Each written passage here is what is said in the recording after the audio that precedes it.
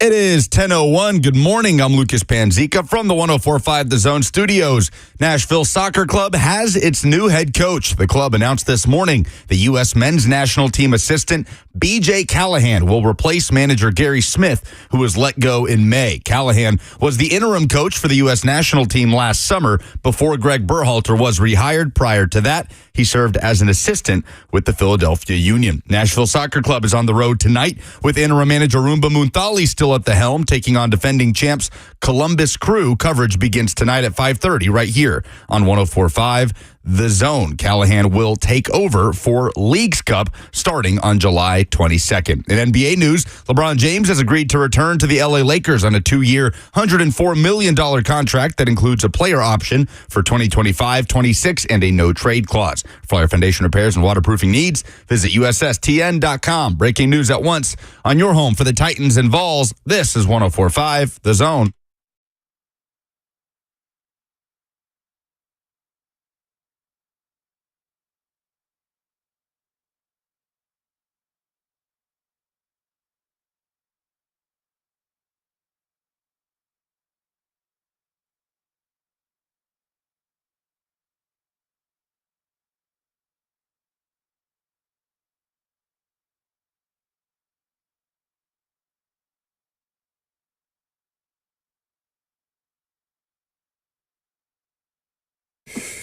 Got some news to start the show. Nashville SC has a new soccer coach. Welcome to Nashville, BJ Callahan, the second Brian Callahan, though he goes by BJ, to be hired by a local professional sports team. Most recently, an assistant coach for the U.S. men's national team, somebody who is regarded as highly competent, becomes the second head coach in the club's history. 615-737-1045 is the number if you want to jump in. You can do that. You also have Facebook, YouTube, Twitter, and Twitch to live stream the show today. They have a game tonight. Lucas and Will Bowling are on the call. 5:30 is when that is going to start against Columbus, but the new coach is not coaching tonight, correct? That's correct. Brian Joseph Callahan II, as you said, known as BJ Callahan, will take over July 22nd when Nashville begins Leagues Cup group stage play against Mexican side Mazatlan. So for the next 5 matches, Rumba Muntali will continue to be the interim coach. Okay, so they will see how that goes in the interim, no pun intended, and Callahan's tenure will get underway here shortly. That is now 3 head coaches in the last 2 seasons that have been replaced in Nashville. With the Titans moving on from Mike Vrabel, with the Preds hiring Andrew Brunette, who is going to be on the show at 11:20 today, the Preds head coach, after their free agency frenzy that's been going on, and now BJ Callahan, the latest to join Nashville Soccer Club mid-season. So how does this work? I guess I'm going to defer to you, as I always should, on soccer knowledge. How does this work with BJ Callahan? What were the expectations of this job? How good a job is Nashville SC? What do people need to know about the new coach? A stable job, I would say. Obviously, Nashville came into the league in 2020. Nashville has made the postseason every year since then. So the next step is a trophy, right? So that's the goal for the coach coming in, who is BJ Callahan. He started his MLS career as an assistant with Philadelphia Union in 2014, worked there through 2019. Some successful teams in that span, worked with the Union Academy, had a large role in developing a lot of young players that went on to play in Europe. One thing that I think Nashville wants to emphasize moving forward, Nashville has had success in the last 4 years, but largely has leaned on veteran players that have been around in this league. And the next phase for any club in Major League Soccer, I think, should be to develop your younger players, to be able to sell players to Europe, to lean into the business side of things, and also get something out of them on the field as well. Nashville's done some of that with the likes of Jack Mayer and what they've done with Jacob Schaffelberg since acquiring him from Toronto. But largely, the vets have been what have put Nashville in the steady position they are in foundationally. Callahan comes in to elevate that. He joined the U.S. men's national team staff in 2019 under Greg Berhalter, first as a strategy analyst and then moving up to the top assistant role. And we talked a little bit yesterday about the scandal that kind of rocked Greg Berhalter and the U.S. men's national team with one of his players' parents and everything that went back with his wife in the early 90s. Not something we got to get into here. But his contract ended last summer. Callahan stepped in as the interim. And in his debut, he beat Mexico in the Nations League final. And then went on, or in the semifinal, I should say, went on to win the Nations League. Last year, the U.S. was playing a really attractive brand of soccer. And a lot of people wanted BJ Callahan to take that job, to get the full-time U.S. men's national team job. He led them in the Gold Cup last year as well. They were eliminated in the semifinals in penalty kicks against Panama in that competition. But Greg Berhalter ends up getting rehired. Callahan goes back to his assistant role. And this was going to happen at some point. He was going to get this opportunity to manage an MLS side. Nashville is going to be that team. So that sounds like answers the question, or at least one of the questions that we're getting in the FNM Bank chat. Emmett Jones says, now, WTF, do you want anybody associated with the U.S. men's national team, given the disappointing result in Copa America? But it seems that they were playing their best, or were the best version of themselves as of late under BJ Callahan. So the immediate follow-up is, why not Rumba Munthali? You know, I don't know that Rumba, I'm not going to speak for Rumba. I don't know that Rumba particularly was gunning for the job. Nashville kind of made it clear publicly that they were going to hire an external candidate. And Rumba, who was the player development coach prior to them letting go of Gary Smith, was just going to be the interim. So I'm not going to speak for him. I don't know what Rumba's long-term goals are, but that never really seemed like it was in play.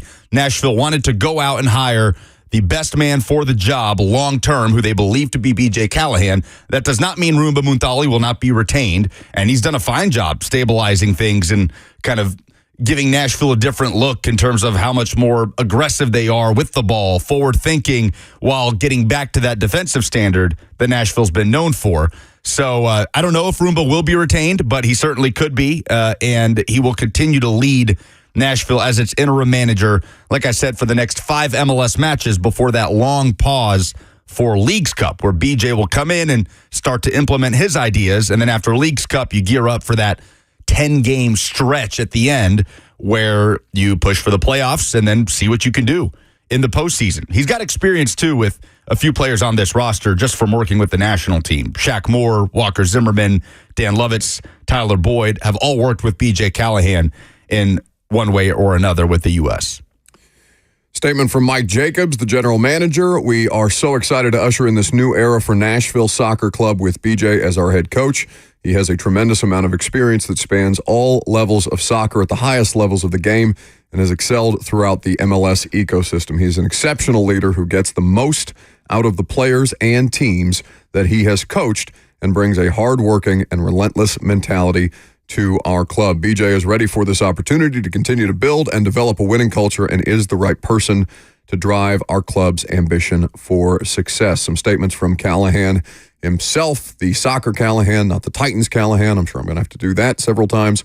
Taking the head coach position at Nashville SC is an incredible opportunity and an exciting next step in my career. I want to extend my heartfelt thanks to Greg Berhalter. I add parenthetically, he's probably the only one thanking Greg Berhalter right now for his mentorship and support throughout my time with the U.S. men's national team. The experience I've gained there has been invaluable, and I'm deeply appreciative of the relationships and memories made along the way. So that's the latest with Nashville SC.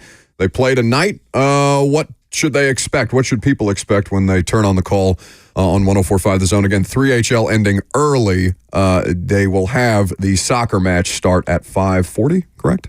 5:30 is the scheduled kickoff. It'll start at about 5:39. We'll be on the air right after 3HL at 5:30. I don't know what to expect tonight because they're playing a Columbus team that are the defending champs that have been an absolute buzzsaw as of late. They've won 6 of their last 7, and they've scored 9 goals in their last 2, coming off a 5-1 win against New England, whereas Nashville's been one of the best defensive teams in MLS for basically the last 2 months. So something's got to give here, kind of an unstoppable force meets immovable object situation. It's on the road. It's at Columbus. And every time these two teams meet, fun things happen. Last time it was an exciting 2-2 draw at Geodis Park where Anibal Godoy scored arguably the best goal ever scored by a Nashville player with that bicycle kick. I think you were there. Weren't you in the supporter section for that? I was. Yeah. So every time these two teams meet, something fun happens. Both in good form at the moment, and Nashville is unbeaten on the road since Rumba Munthali took over in the interim. So could be fun tonight.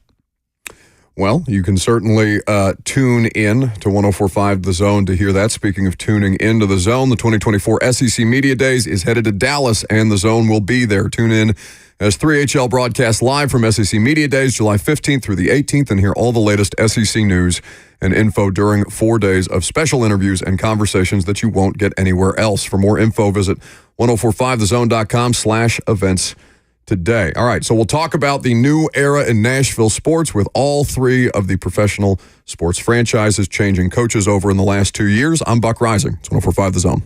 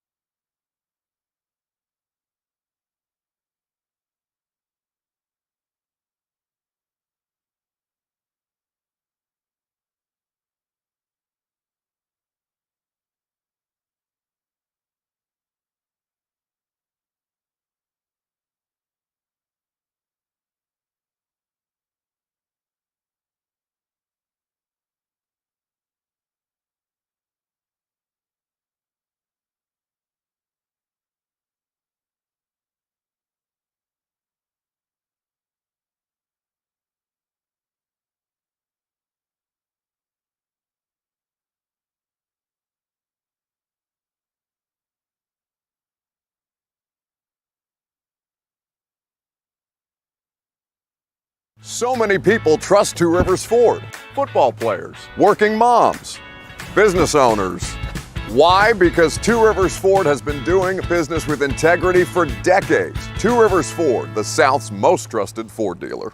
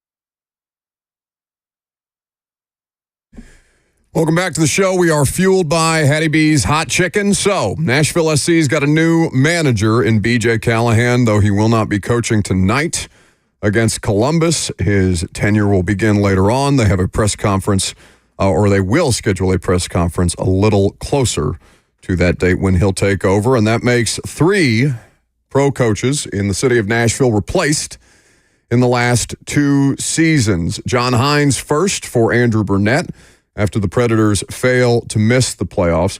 More than 6 weeks after missing the playoffs when they fired John Hines. It was kind of a weird time when they did it, but this was as Barry Trotz was the incoming general manager. By the way, Andrew Brunette going to be on the show at 11:20 today, so you can hear from the Preds head coach for all the free agent moves that they've made, in about an hour from now. So, Hines out, Brunette in. Then Mike Vrabel out. Brian Callahan in with the Tennessee Titans. Titans struggling for the last 2 seasons. A 2022 season where it goes 7 straight losses. A 2023 season where they finish 6-11 and are never really competitive, meaningfully competitive at any point until they put Will Levis in and they mess around and do a little more than they were at the time, but not much. 3-6 in Levis's 9 starts to end the season, and with some injury sustained to both quarterbacks who started games for the Titans last year. Now we have BJ Callahan coming in for Gary Smith, who was fired earlier in the season. What was that, back at the end of May? Yep. And I guess the question at the time, I don't think you were here when, I think you were in Italy when Gary Smith got fired. I didn't really get a clear explanation on why they made the decision to fire him when they did.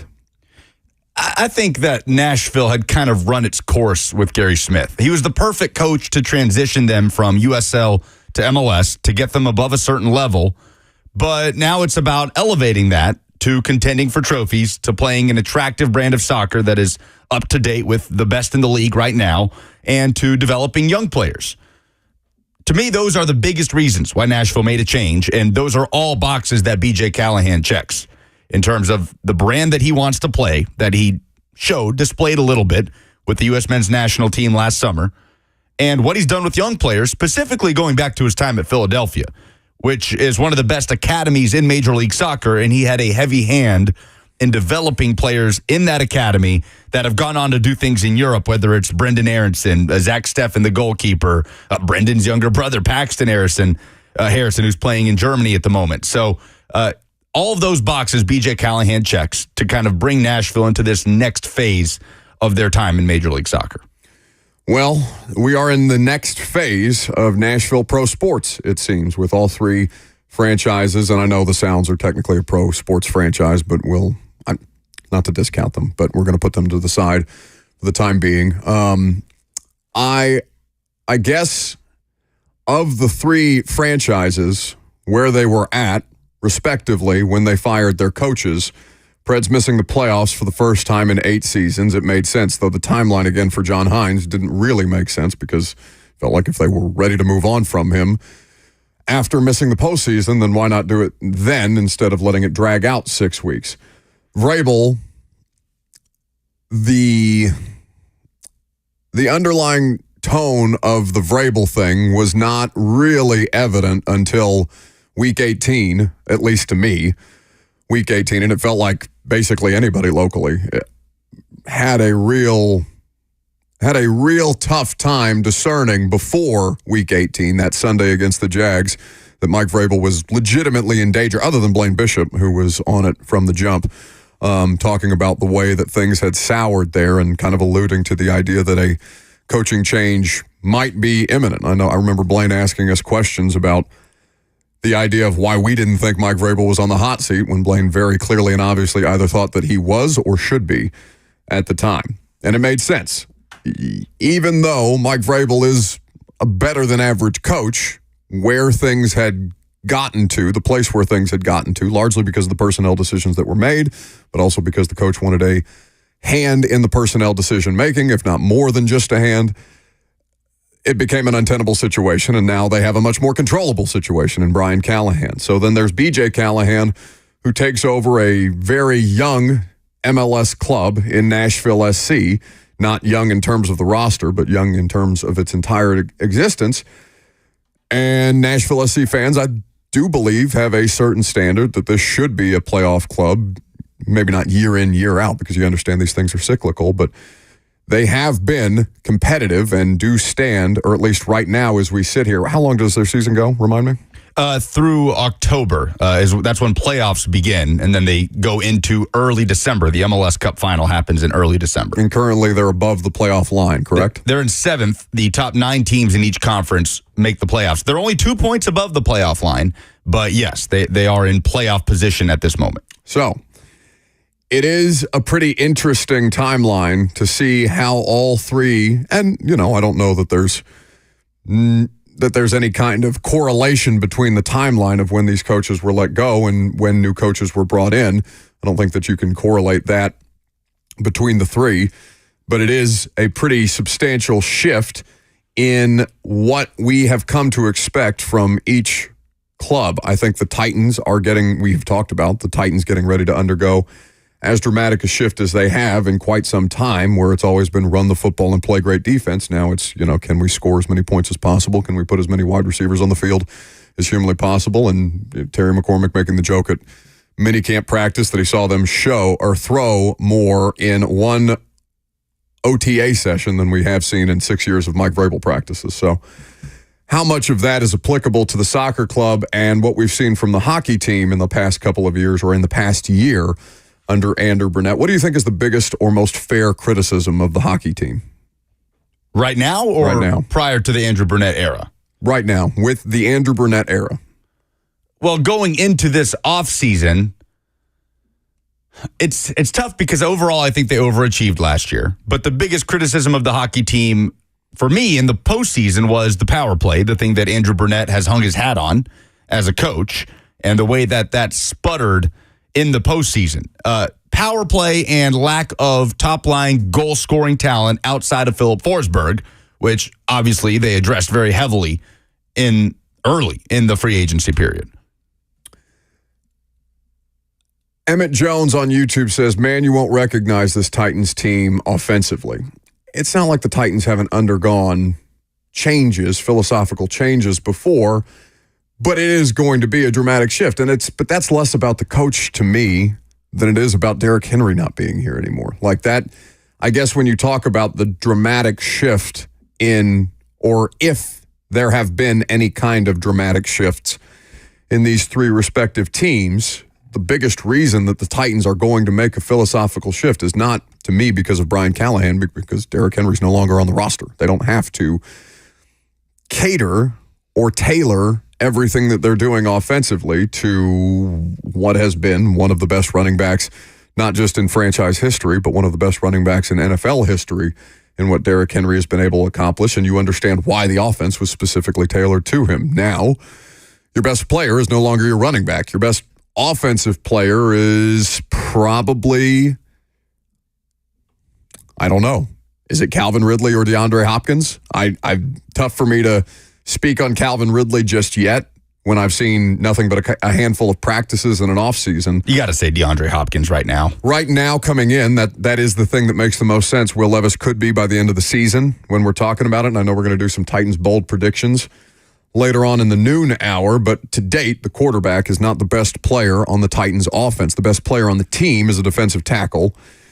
And you could argue that L'Jarius Sneed might be better at his job than Jeff Simmons is at his job, but that's not necessarily a bad problem to have. But talking about the offensive philosophical shift there, DeAndre Hopkins is the best returning offensive player that the Titans have, full stop. Now, you're not going to specifically cater things to DeAndre Hopkins, though he's obviously a big part of what they're planning here. It's going to be about how they take pressure off DeAndre Hopkins, Calvin Ridley, Tyler Boyd, and whomever else is out there in these passing concepts by trying to create one-on-one matchups that are advantageous for these wide receivers and these skill position players, the running backs, and the tight ends as well. Where do you kind of see that? And I don't know, perhaps this is an unfair question because we haven't seen BJ Callahan other than be the interim U.S. men's national team coach, but is there the same kind of philosophical shift that we talk about with the Titans, is there any evidence of that could be happening with Nashville SC? Oh, yeah. I think you're going to see a shift. You can say that for all three of these changes. I know Brunette is already a year in, but Brunette's sort of expansive tempo play style is very different from what the Preds were doing under John Hines. Obviously, we know that shift from Mike Vrabel to Brian Callahan, and from Gary Smith to BJ Callahan. Nashville wants to be on the front foot more. They don't want to sit back. They don't want to be in a low block in a defensive and then counter-attacking team as consistently, and players have highlighted that. Hani Mukhtar has talked about wanting to do more with the ball for what feels like almost 2 years now, really since he won MLS MVP and became a front-facing figure as a Major League Soccer star. So, yeah, I think we absolutely see a philosophical shift under BJ Callahan, and we've seen a little bit of one under Rumba Muntali. Since Gary Smith was fired, Rumba's approach has been very different from Gary's in that it's been a little less conservative, and they want to hold higher lines. They want to play with the ball more. They want to give players a little more freedom to progress the ball into deeper areas of the field. And look, Gary's philosophy got Nashville into some very good places. It got Nashville within just a centimeter of winning its first trophy as a club. In the League's Cup final against Miami, when a shootout goes to the goalkeepers, 11 rounds, at that point, the soccer gods are deciding what's going to happen. So Gary Smith got Nashville on the cusp of that. But I think the philosophical shift now, the plan is to get Nashville over that line under BJ Callahan, and we'll maybe start to see that implemented July 18th. The summer transfer window opens, and Nashville will have the ability to make some moves. For Brunette, and again, we're not renowned for our hockey analysis around here, clearly based on the last couple of days of free agency discussion that we've had, but there was a good article in The Athletic back in February from Joe Rexrode talking about Andrew Brunette and kind of the way that he's approaching it and how he's gotten the Predators to buy in to the system that he is asking them to execute right now, and kind of using some different examples from that, going back to a couple of different early losses that they sustained. Again, we talked about how much different a team the Preds were at the start of the season and by the time they finished the season, understanding that things regressed to the mean in the postseason series that they were unable to be successful in. The amount of scoring, the offense that we talked about, the Preds lacking and trying to correct things on the power play. The power play did go completely dark. In fact, it was the worst among postseason teams in this Stanley Cup run this past year of teams that qualified for the playoffs. But I enjoyed seeing, or kind of not documenting, but seeing the way that the trajectory happened for the Preds and how much more exciting that became, because you could tell just based on the energy, not the effort necessarily, but the buy-in that's not quantifiable, but you can see how things are starting to click better with one another, how that was happening with the Nashville Predators. And they were able to secure a handful of meaningful wins en route to clinching the postseason after having a down year that saw John Hines get fired 6 weeks after the season ended. So it is a substantial... What feels the most different, I guess? From tenure to tenure? From the three, yeah. I mean, my answer would obviously be the Titans, just because that's the team that I cover every day. And I'd go with the Titans. I'm more familiar with the ins and outs of how Mike Vrabel operated versus Brian Callahan, but you would also say the Titans. Even with the Preds making this massive free agency haul, you're talking about core players, foundational players that are carrying over, that are going to be critical to this team's success, right? Saros, Yossi, Forsberg. With Nashville Soccer Club, core players critical to this team's success that are going to carry over. Walker Zimmerman, Hani Mukhtar, and there's a couple others you can name, but those two at or near the top of their respective game at their position in MLS will carry over into this new era, especially around Hani Mukhtar, who's locked down for the next 4 years. With the Titans, who can you say that about right now? Like, what core player we could say Peter Skoronsky, I guess, who's going into year 2. Certainly you could say DeAndre Hopkins. Spears.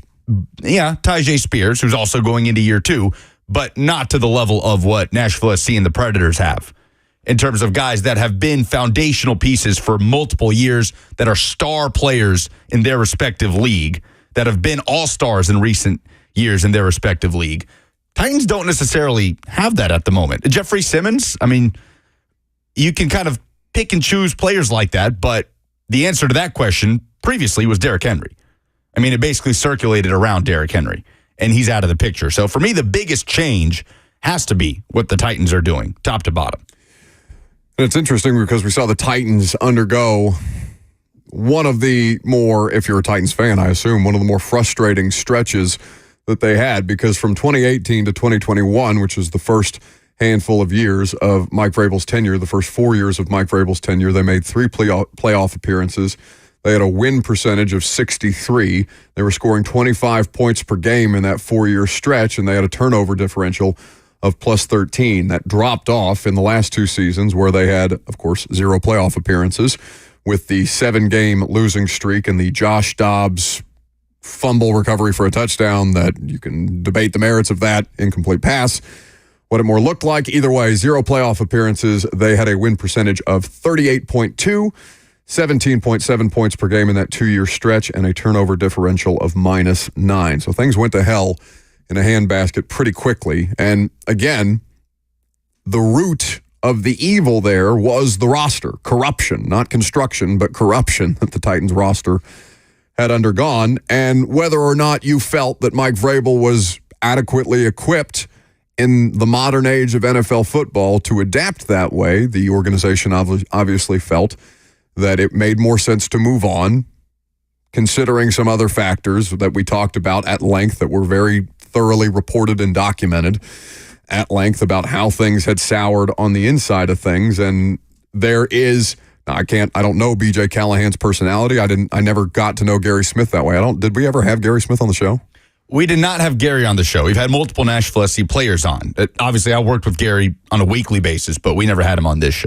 So I won't pretend to know these other coaches the way that I knew Vrabel and him covering Brian Callahan. But as far as personalities, I don't know that you could find 2 more polar opposite individuals in terms of their management style.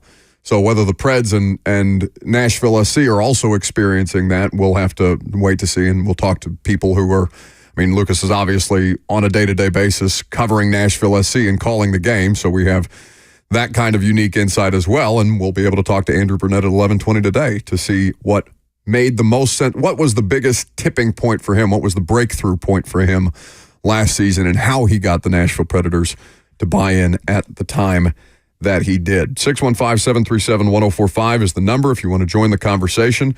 A reminder that you can join 1045 The Zone and Ron Slay at Famous Dave's annual All-Star Barbecue Series on Saturday, July the 13th from 11 a.m. to 4 p.m. at Famous Dave's in Hermitage. It's a free, fun community event for the whole family. For more info, visit 1045thezone.com/events today.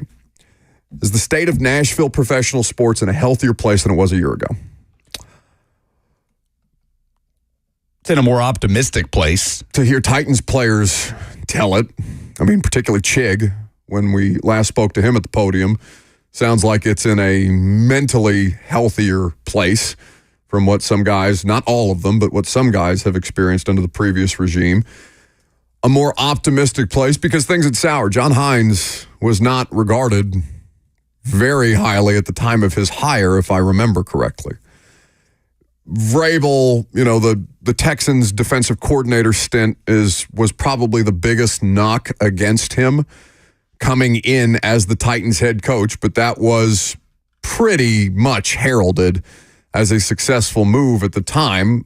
I don't know that it was more or less optimistic around Vrabel than it was around Brian Callahan right now. And then with Nashville SC, all I've known in their existence is them holding serve, as they continue to do even with an interim head coach. So it's kind of tough for me to say that things have been better or worse, not understanding the dynamics, not having personal firsthand experience with the dynamics of the locker room that they experience the way that I do with the Titans. It's almost similar with SC in a way to the Titans going from Mike Mularkey to Mike Vrabel in terms of the way Mularkey steadied things and was a very good coach for what the Titans needed at that time, post Ken Wisenhunt, and it was about elevating, right? Gary Smith has Nashville. He put Nashville at a place where its floor was very high, but the results started to drop off, and that obviously has something to do with it, but then you start to look towards the ceiling. which is what the Titans did when they hired Mike Vrabel, and I think is what Nashville SC is doing in hiring BJ Callahan. Not only the ceiling in terms of what you can achieve in terms of championships, but in how you play, how attractive of a destination you are. They're in a healthy place right now in terms of the locker room and kind of the culture within the club and all of those things, but it's about elevating the club to a place where they're contending for trophies consistently and doing it in a way that is up to date with the philosophical shift that's come across MLS in terms of free-flowing, attacking forms of soccer. Some comments from the F&M Bank chat. Chosen on YouTube says, Vrabel rode in on Mike Mularkey's roster. That's what contributed to his success. We were already a playoff team when he got here, which I would not dispute. She adds that when the roster regressed, Vrabel's coaching skills got exposed, he wasn't all that good. Well, maybe he wasn't, Jack Pardee, but you can't tell me that the person that got you back to the AFC Championship game for the first time since Jeff Fisher did it isn't all that good. I think that's pretty entitled given the state of the Titans franchise prior to Mike Vrabel's arrival, whether or not it worked out or you achieved the ultimate goal, which of course they did not. But I think that's foolish to look at that, because the thing that sent the Titans over the top was not Mike Mularkey's roster. It was Ryan Tannehill, A.J. Brown, Jeffrey Simmons, and guys that were drafted while Mike Vrabel was already in control of things. 2008, as a matter of fact, if you want to take it and look at it, actually, he did not make the playoffs in his first year with Mike Mularkey's roster. They missed the postseason in 2018 with the win and in Blaine Gabbert disaster start against the Colts, with Marcus Mariota being a day of Week 17 scratch. So I think that's pretty easy to do in retrospect, even as I acknowledge that things with Vrabel were probably getting pretty stale there. You have SEC observations? Texas and Oklahoma are now 2 days into their SEC tenures, and the trash talk is flying. That's next.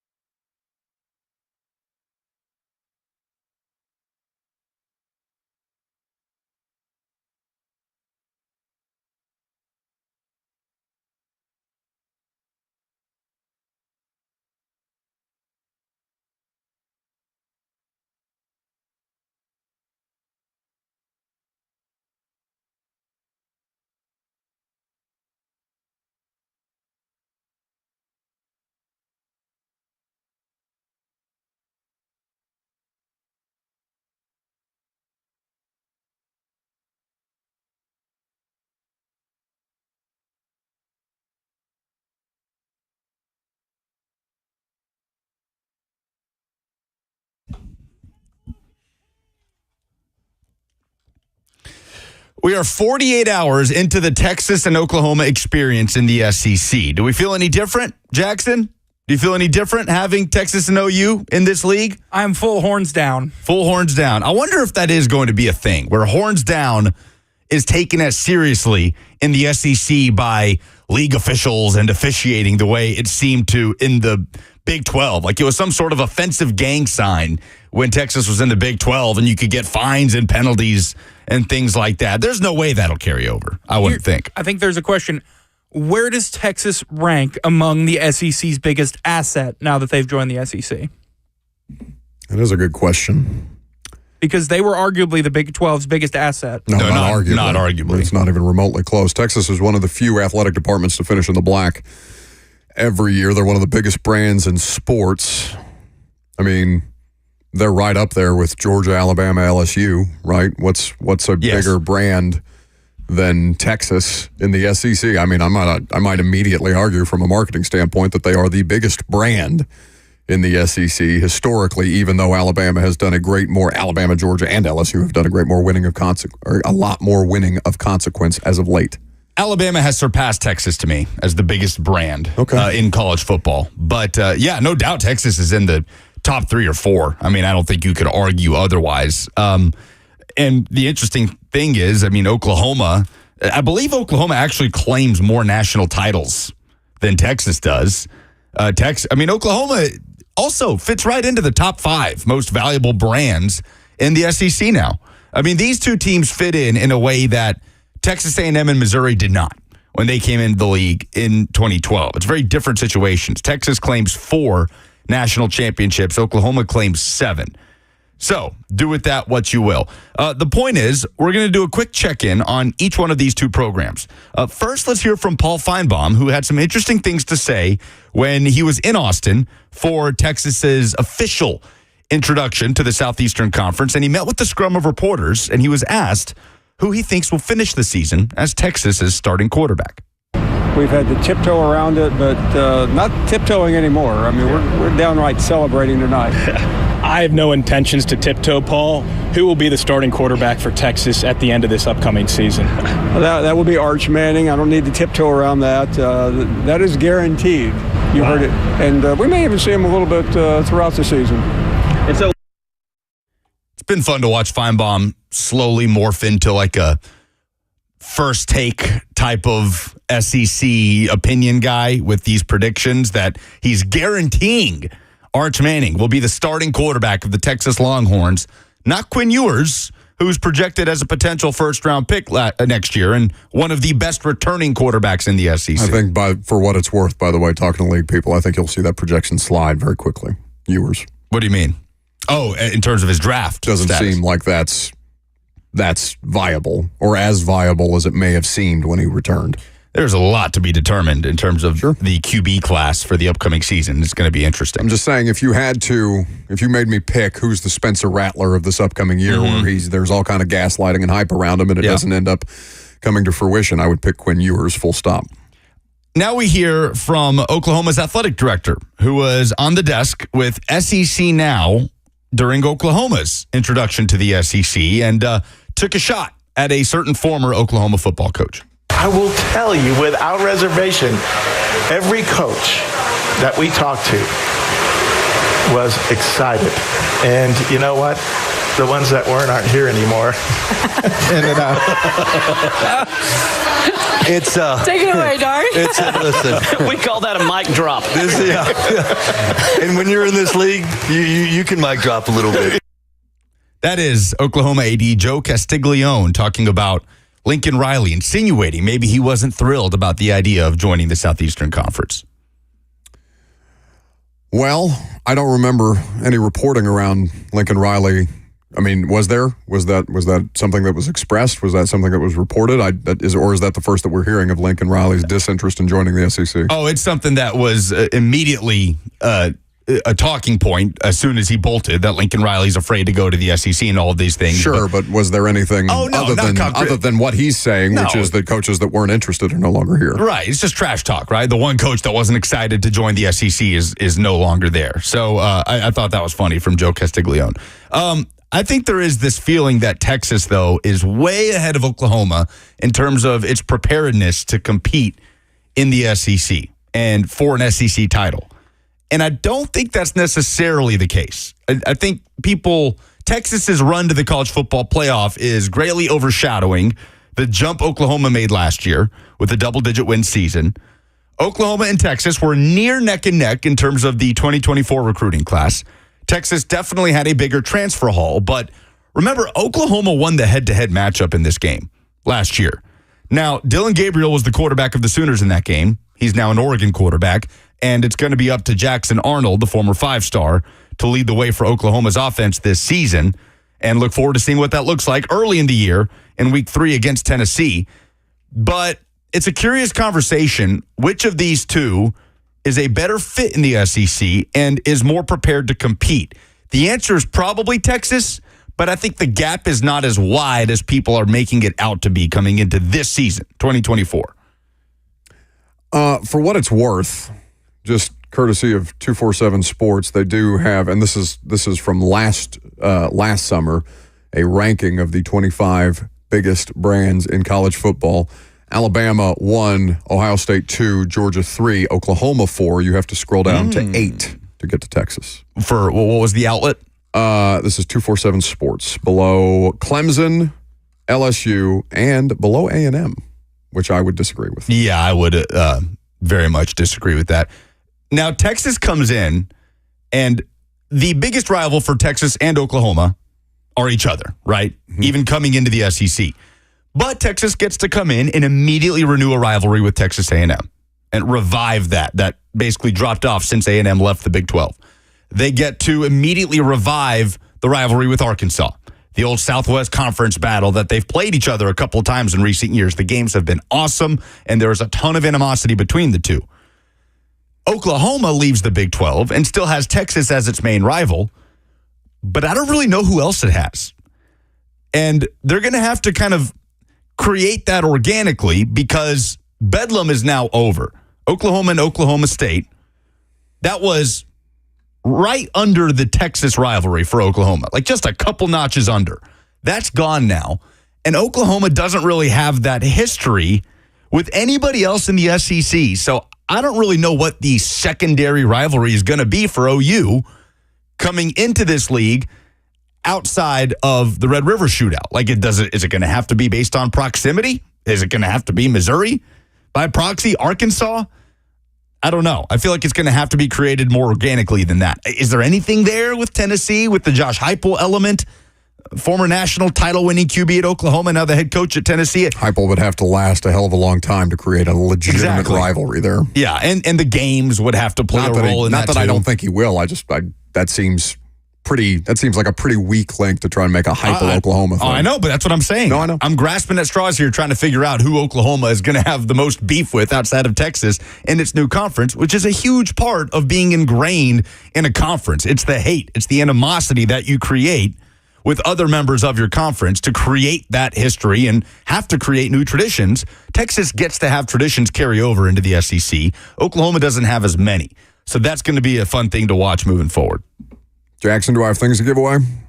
You do have things to give away. What do I have? 2 tickets to Holiday World. Holiday World tickets for the dumbest thing in sports this week. That's coming up next, 615-737-1045. If you want a chance to win, all you have to do is give us the dumbest thing in sports. Don't forget that Preds head coach Andrew Brunette will also be in the second hour on Buck Rising. It's 104.5 The Zone.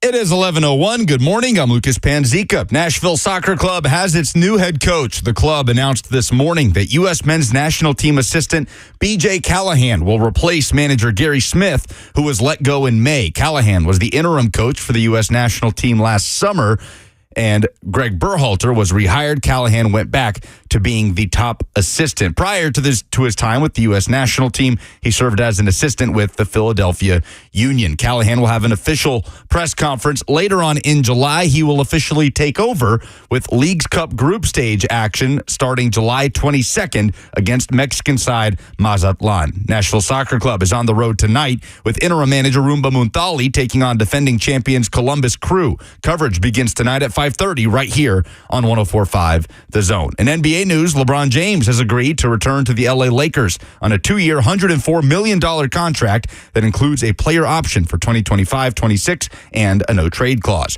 For all your foundation repairs and waterproofing needs, visit USSTN.com. Breaking news at once on your home for the Titans and Vols. This is 104.5 The Zone.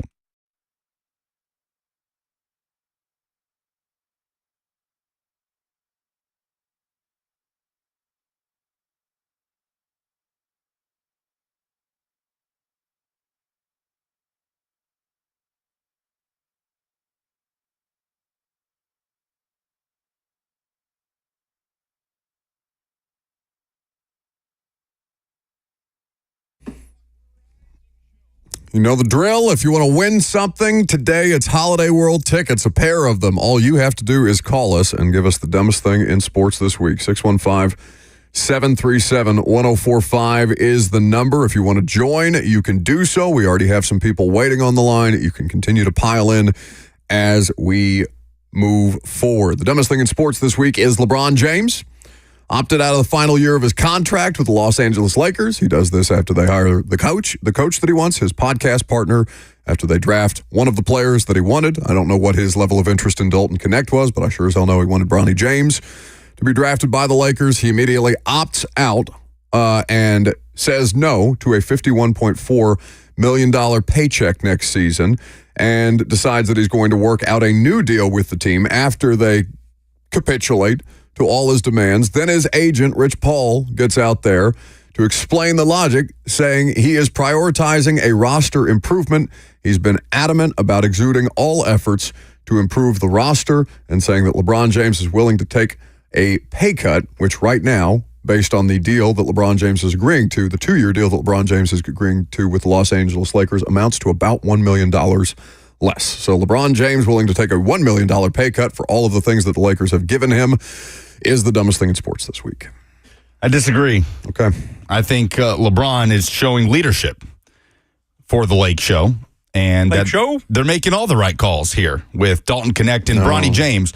The draft I forgot class famously that this is a Lake Show. that I gave an A+ personally when I did my NBA draft grades last week following the draft. But fortitude and leadership shown by LeBron James, it's just refreshing, to be honest, to see a player of his stature show that lack of selfishness. And I just wish more athletes would do things that way. Athletes such as Joey Chestnut, who will not be participating tomorrow in the hot dog eating contest on July 4th. An absolute sham. I would argue the biggest sports scandal of 2024 in the United States. That's just me. What would be second? What would be second? The biggest sports scandal in the U.S.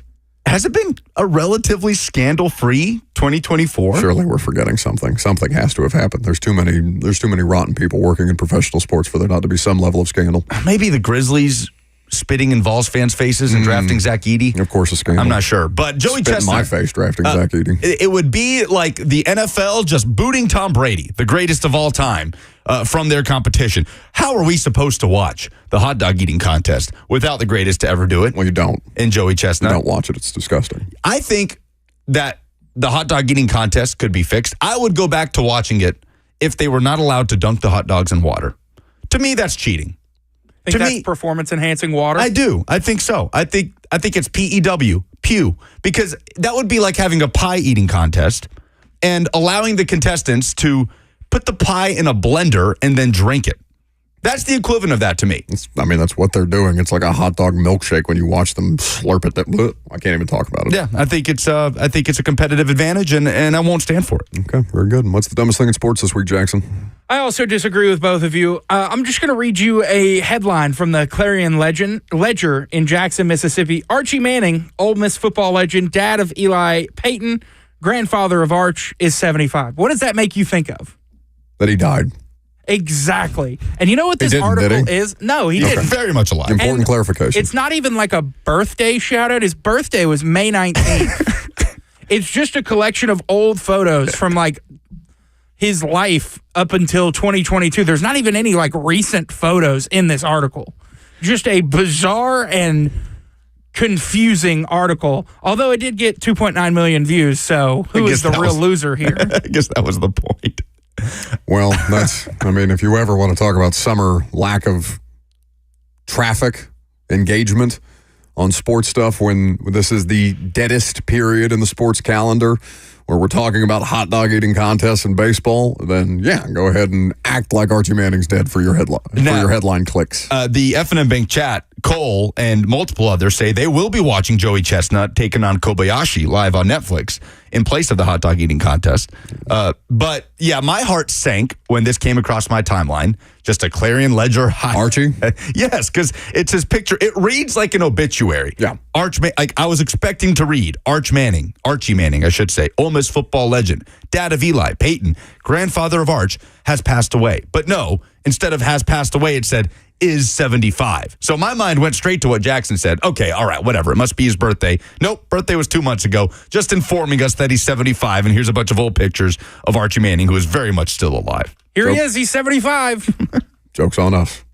615-737-1045 for the opportunity to win a pair of Holiday World tickets. Just tell us what the dumbest thing in sports this week is. Bobby is up first. Hey, can you hear me? Mm-hmm.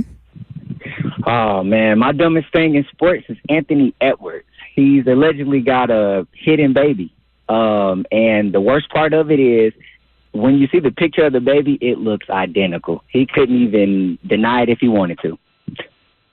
Jackson, I'm going to need some reckless speculation sound. Oh, no. That seems a bit. Yeah, I have not seen anything reputable reporting about Anthony Edwards' alleged hidden child other than Yardbarker. So the three headlines when I Google Anthony Edwards, the first three headlines are from Yardbarker, what the hell that is, Marca or Marsa.com, and Sportskita.com. So I'm going to assume that that's not actually, or at least it hasn't been thoroughly vetted. I don't know about that. Is this like Jimmy Butler, right? Jimmy Butler, Michael Jordan conspiracy thing? I'm unfamiliar. You're unfamiliar with the conspiracy that Jimmy Butler is actually Michael Jordan's son? I've never heard that. You should look into that. Okay. There's a lot. There's a lot about that. But that's what this reminds me of. To look at a picture of any baby, like newborn baby, and say, oh, this is unmistakably the son of X. No, I'm not ready to do that. That is a little bit reckless. Yeah, maybe let's get something a little more credible. Kyle is up next. What's going on, boys? Yo. Got y'all a good one this morning. Quinn Ewers coming into the SEC with Texas and immediately running his mouth. They are apparently everybody's Super Bowl this year. Dog, the last time Texas won something, I was in elementary school. Appreciate the call, Kyle. So Quinn Ewers, I haven't seen these comments. He said, we are everyone's biggest game now that Texas is in the SEC. We are everyone's biggest game now that Texas is in the SEC. Well, I understand why he might feel that way, but it's clear that he's become accustomed to Texas and Oklahoma being the biggest game for anybody on the schedule in the Big 12. Clearly, he has not also checked the 247 college football rankings of brands where Texas is ranked below Texas A&M, so they're not even the most famous or viable Texas program, according to that outlet. Yeah, it's pretty dumb. There's all manner of prolific SEC programs that people would like to knock off just as much. Now, maybe it's not Alabama and Nick Saban anymore, but I'm sure everybody who's playing Georgia this year would like the opportunity to knock Georgia down a peg or two, even if they are coming off a year where they did not compete for the college football playoff. Texas opens SEC play at home September 28th against Mississippi State. Mississippi State's biggest game will come at the end of the season against Ole Miss. Texas goes to OU October 12th. That is probably Oklahoma's biggest game. Sure. They host Georgia October 19th. Georgia's biggest game will be against Alabama. They go to Vanderbilt October 26th. Vanderbilt's biggest game will be against Tennessee. We could go on. Quinn Ewers, that's tough. So congratulations to Kyle. He wins the Holiday World tickets. Jackson will get in touch with you shortly, and Andrew Brunette, the head coach of the Preds, will join us coming up next.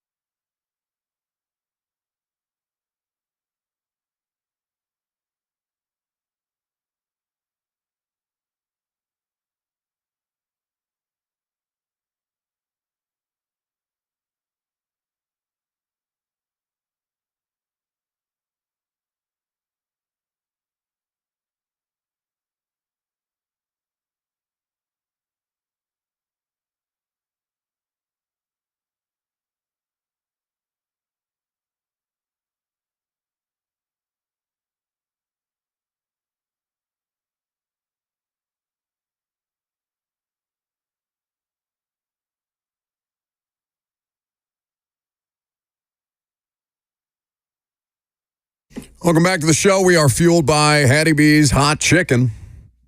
Nashville Predators head coach Andrew Brunette going to join us here in about a minute from now. He's expected to call in. So we'll catch up with him about what a crazy couple of days, really a crazy Monday it was for this organization, and get a better idea of what the lead-up was like, how involved Brunette was in the pursuit of at least 3 of these high-profile free agents that the Nashville Predators were able to land, and how beneficial it is to work with a general manager who has been a very successful coach in years past. 615-737-1045 is the number if you want to join the conversation. You also have access via the F&M Bank chat if you would like for us to ask the Predators coach a specific question. Perhaps the best question in the chat is one that we will read on air. We may even mention your name on Facebook, YouTube, Twitter, and on Twitch. I don't think we've had Coach Brunette on the show before. I know we've had Barry Trotz on, so I'm looking forward to talking to him. And is it too heavy-handed for me to start the interview by saying, "Hey, Coach, we're kind of hockey. Well, at least I'm kind of a hockey idiot. Can you help me understand what it is that differentiates system from system in the NHL?" Or do you think that's too big of a hockey idiot question for me to ask him? What differentiates? Like, help me understand your system and what differentiates it from other systems that I'm watching, because I'm genuinely trying to learn and to be smarter about the way that we talk about hockey around here, but I do feel like I can get a little lost in the shuffle when I'm watching the games on TV. But we're very happy to be joined by Preds head coach Andrew Brunette right now on 104.5 The Zone. Coach, thank you so much for stopping by. I know it's been a chaotic couple of days for you guys, but things have to be feeling pretty good over there at the practice facility. Yeah, there's a lot of excitement, obviously, with our signings, but then also seeing some of our kids come in to see our first rounders, and it's an exciting time in Nashville right now, especially after July 1st here. So it's exciting to be back in the rink. Obviously finishing the season a couple months ago and getting back in it's always refreshing and exciting this time of year. What was the turning point for your team last season where you really felt like you had the buy-in of the players as their coach for the first time? Good question. I thought after we started off, 5-10, I thought we were playing pretty good hockey, probably weren't getting the results.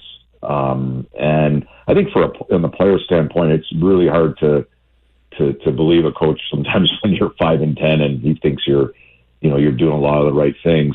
And then we kind of went on a little bit of a stretch of games there where we got results, kind of crawled ourselves back into a pretty good position, around Christmas. And I thought the buy-in was coming. I think they saw that it worked. I think it was important for that. I think it was a nine game kind of unbeaten string for us to grab that early.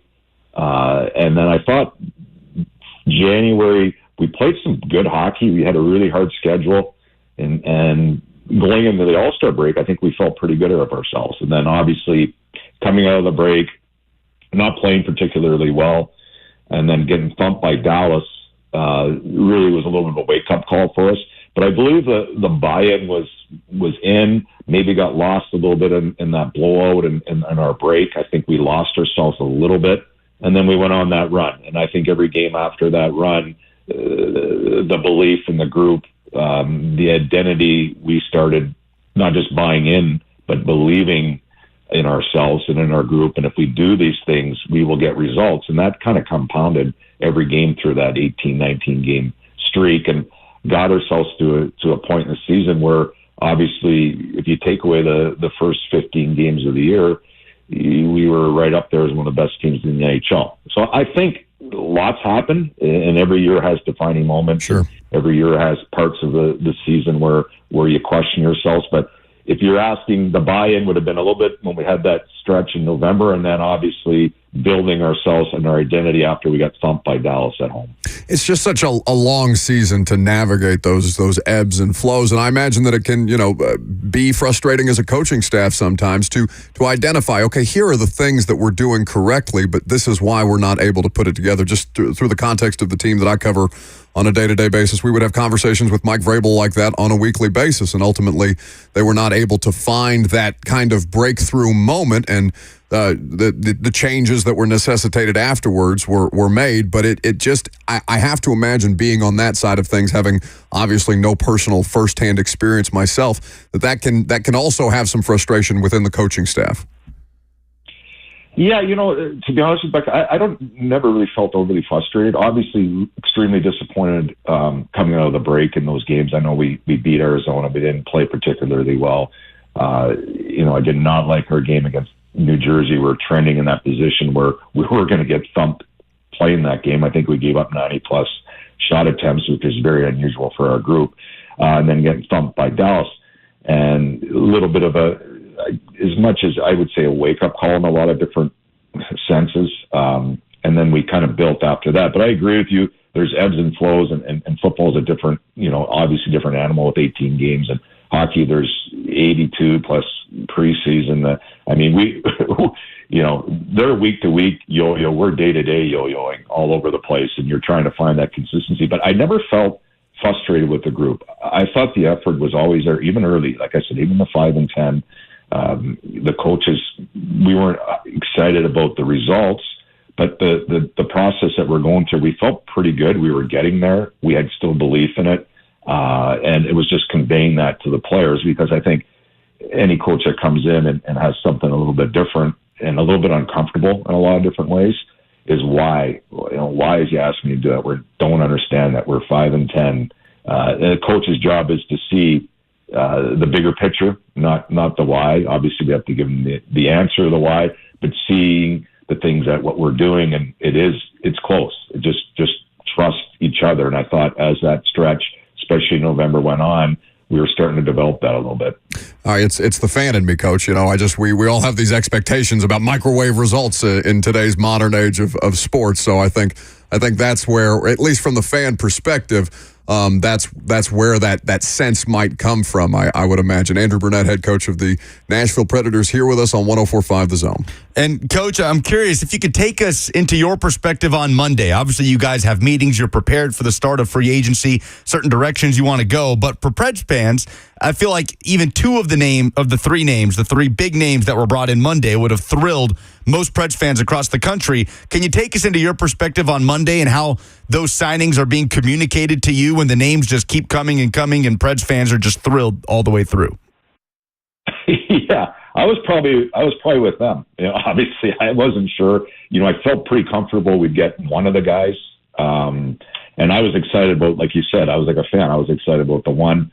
And being through enough free agencies, even when I was in the front office or as a player and even as a coach, things turn quick. And the opportunity kind of started mounting on another one. And I was really excited. Okay, 2 would be great. And then kind of last minute or final day, and Barry and his staff upstairs, they kind of, they have to do their due diligence in their jobs, and they got to keep it tight. So, we're in constant communications, but kind of when they throw certain names out there, I'm like, there's no way he's going to come here, that kind of thing. Not even meaning Nashville, but we're not going to get 3. And somehow Barry and his staff found a way to make it happen, and obviously ecstatic. It was like a kid in Christmas morning. I think you would like one present, but to have 3 of the gifts you want were pretty cool. So really exciting time to be a Predator fan, Predator coach, Predator player. I talked to a lot of the different players. Everybody's really excited. So it was a great job by Barry, and now the real work begins. So is your head swimming on Monday and you're already thinking about sort of the tandems and the line combinations that you want to deploy, or did you have to kind of force yourself to put it to the side and say, no, we'll worry about that later. Let's just focus on what's happening today?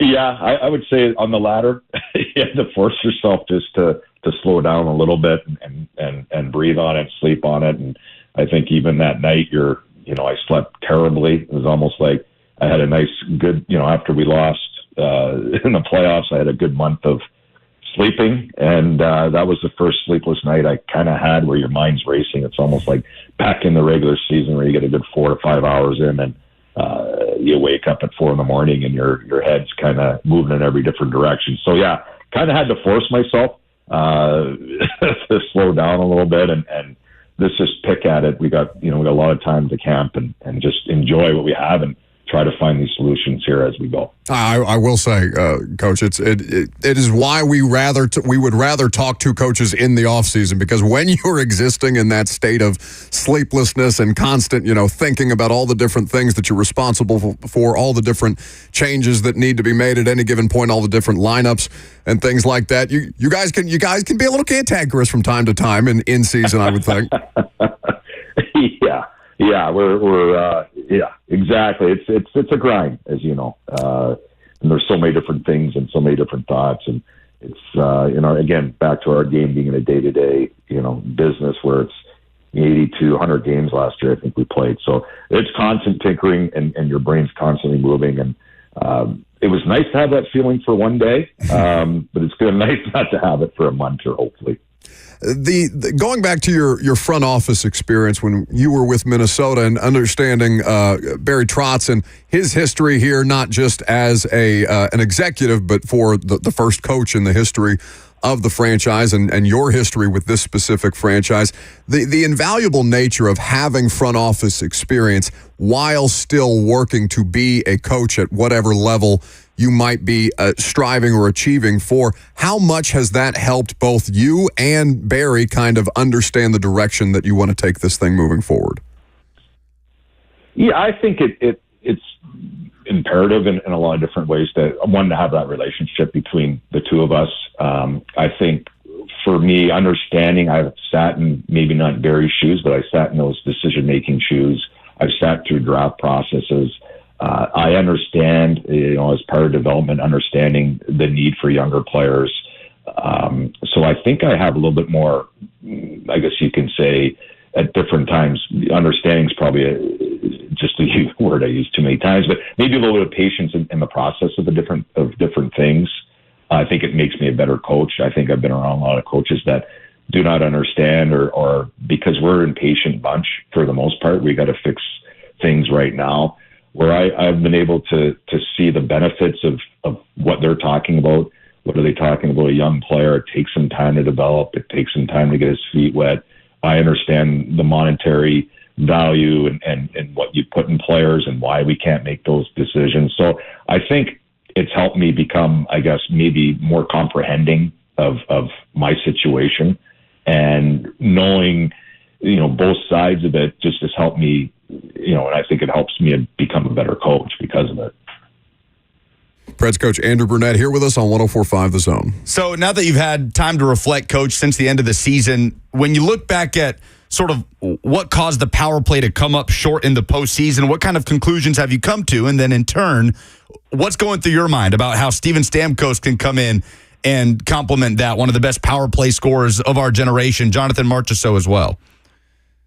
Yeah, I think on the first part, I think you think about, I thought both special teams in our series were outstanding. I think they had 2 goals. I think we had 2, and it was tough sledding. I mean, if you looked at Florida, which was one of the top power plays in the league, against Edmonton, it's hard this time of year. You play these teams in the playoffs, and it's every night, and the penalty killing and the checking mentality of those games, it's hard to find space.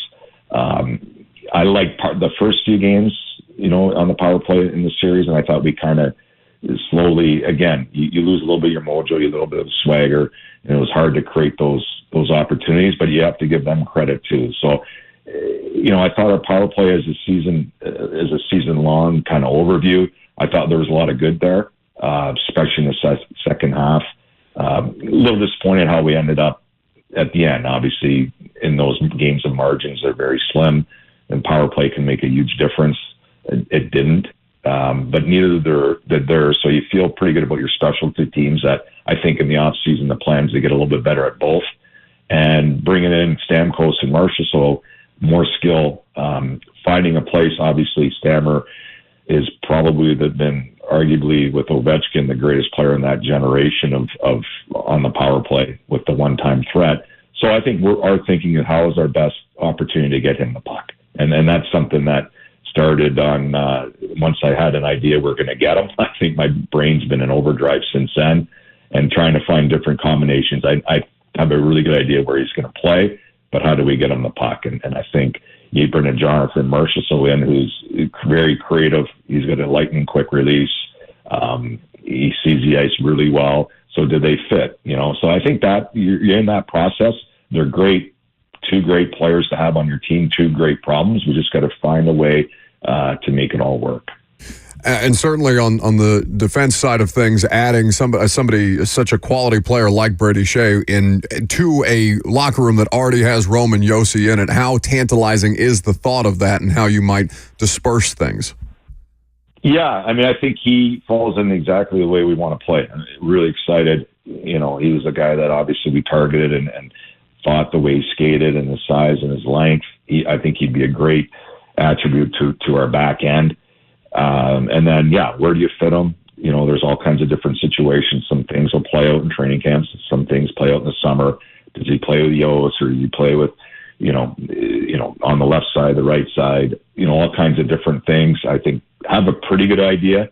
But I think the biggest thing right now is just what he brings. We obviously losing McDonough to Tampa. Brady coming in is a really good exchange, and I love the way he's mobile and the offense he brings.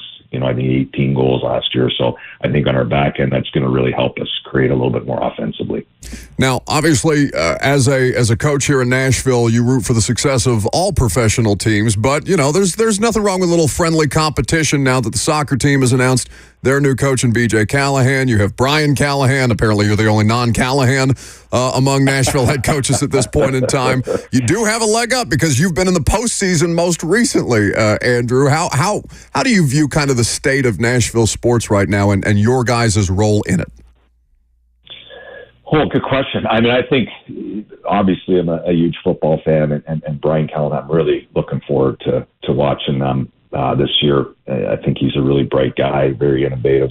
So I'm really, I think they're in a great position. And for the Nashville soccer team, I haven't really dove down. I'm going to go see them. I just haven't really watched them enough. I know they had a great year last year. I haven't watched any this year, but I think the building and the stadium they have is tremendous. The fan base, everywhere I go around town, they're wearing they got the apparel on. So it's an exciting time in Nashville, and I'm love to get out to see the Sounds. I'm a huge baseball guy, and so it'd be fun to see them play too. But Nashville's obviously such a growing city. I think every sporting group here is buzzing here right now. Andrew Brunette, Nashville Predators head coach, kind enough to make some time for us on this Wednesday morning. Coach, it was a great pleasure to have you on the radio show for the first time. Hopefully we didn't bother you too much with the questions, and maybe we can have a follow-up sometime down the road. Yeah, anytime, guys. It's fun talking to you.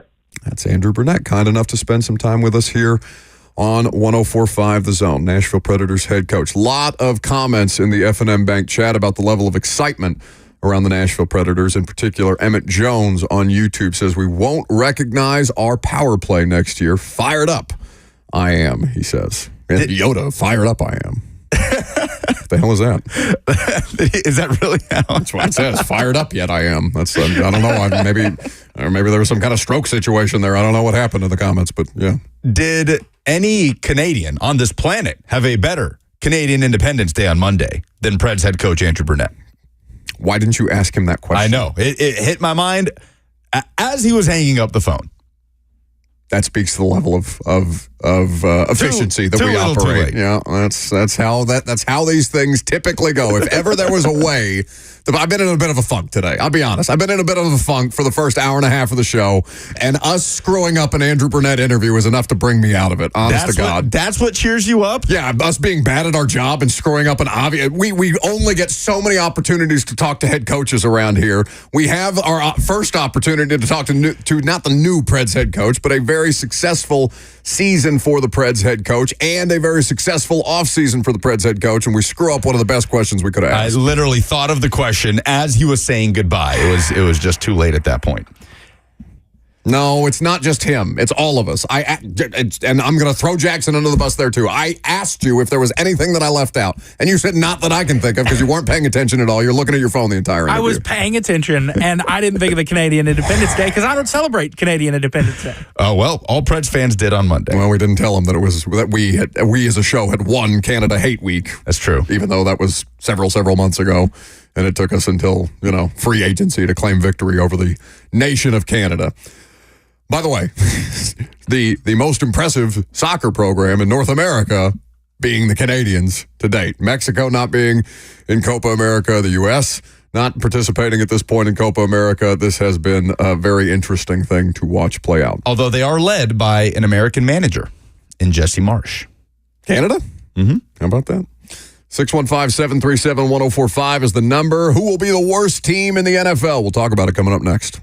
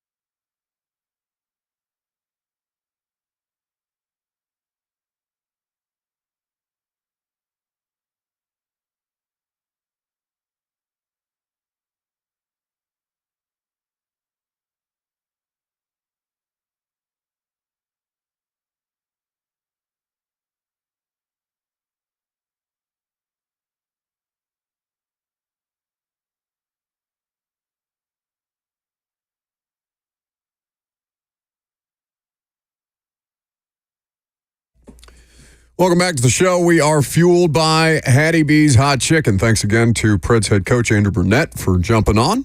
Fun to talk to him. Fun time to be a Preds fan for certain. Morale is high around the hockey team at this point. Like I said, it's the first time I've actually considered buying Preds season tickets for the amount of hype. Do you know that they are the second oldest team, though, on average in the NHL? Second only to the Pittsburgh Penguins.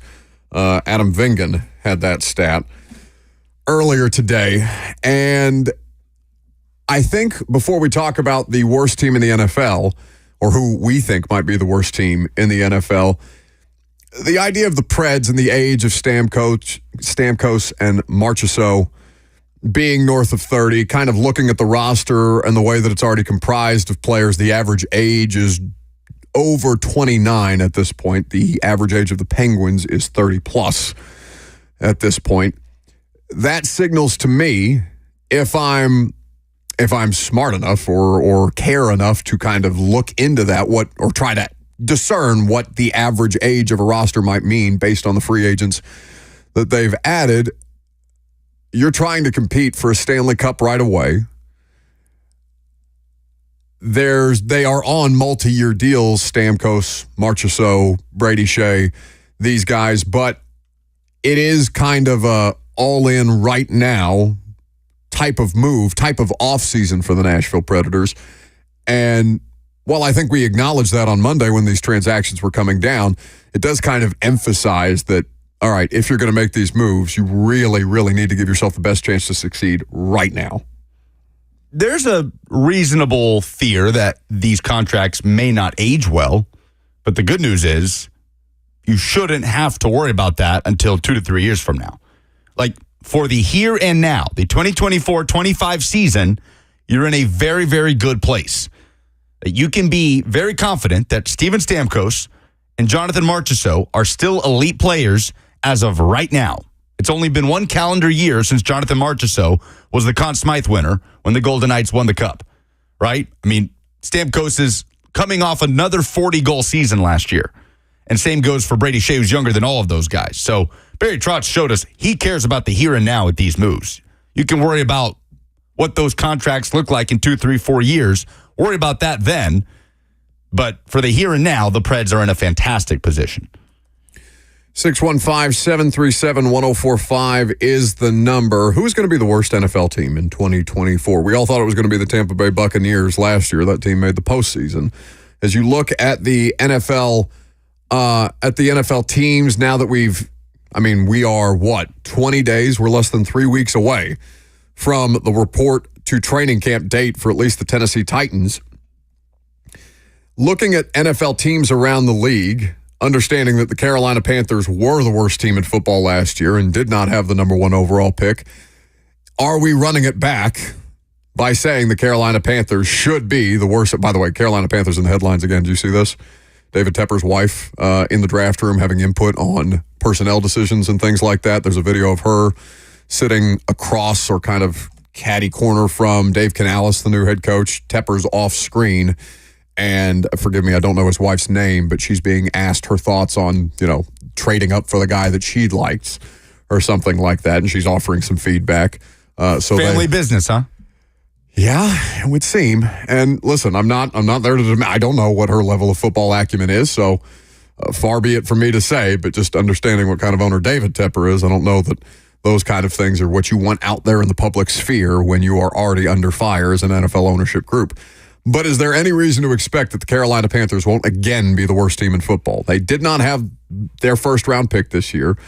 They have limited resources to address the issues in front of Bryce Young. They have tried to address the issues in front of Bryce Young, and they did trade for wide receiver help this offseason as well. But as I look at it, it's tough for me to move off the Panthers as the team that will likely be the worst team in football again. Who do you think has the lowest Super Bowl odds per FanDuel Sportsbook? Lowest Super Bowl odds per FanDuel. Carolina? Carolina, plus 30,000. Who do you think has the second lowest Super Bowl odds per FanDuel Sportsbook? I'm going to say New England. New England. Am I right? Plus 25,000. How about that? From bottom up, it goes. Carolina, we'll just do the bottom 5. Mm-hmm. Carolina, New England, Denver, New York Giants, and your Tennessee Titans. My Tennessee Titans, are they? Yes, Titans. They are, in fact, your Tennessee Noted Titans. Titans fan, Buck Rising. It is not my Tennessee Titans. Plus 15,000 are the Titans Super Bowl odds. They are just behind the Washington Commanders.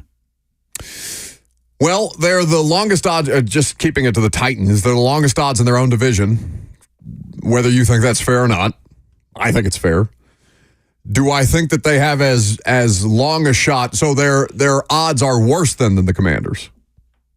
Their odds are worse. Commanders are plus 12,000 to win the Super Bowl. I'm a little bit surprised at the Cardinals, plus 8,000. They have better odds than the Minnesota Vikings, or they're even with the Vikings. I mean, they played okay. I mean, they weren't good, obviously, the Cardinals when Kyler Murray finally got back in the lineup, but they weren't awful either. The defense is the biggest issue with Arizona, at least based off last year's sample size. So just within the range to make it a Titans conversation, within the context of the Titans conversation, I mean, that would be obviously a disaster if everything that they've done this offseason, they're anywhere near any of those teams that we're talking about. Or any of those, just basically anywhere near the bottom of the standings, the league-wide standings that way, even if the teams that we just mentioned are not in the same range. I am surprised to see that they are lower than the Commanders, who have a complete unknown at quarterback at the NFL level. I don't know what Jaden Daniels is going to be as a pro, but I have a better grasp of Will Levis than I do Jaden Daniels, so that part would be a question mark to me. Is that fair to put the Titans that far down if I think that it is fair to put them fourth in terms of these betting odds to win the division?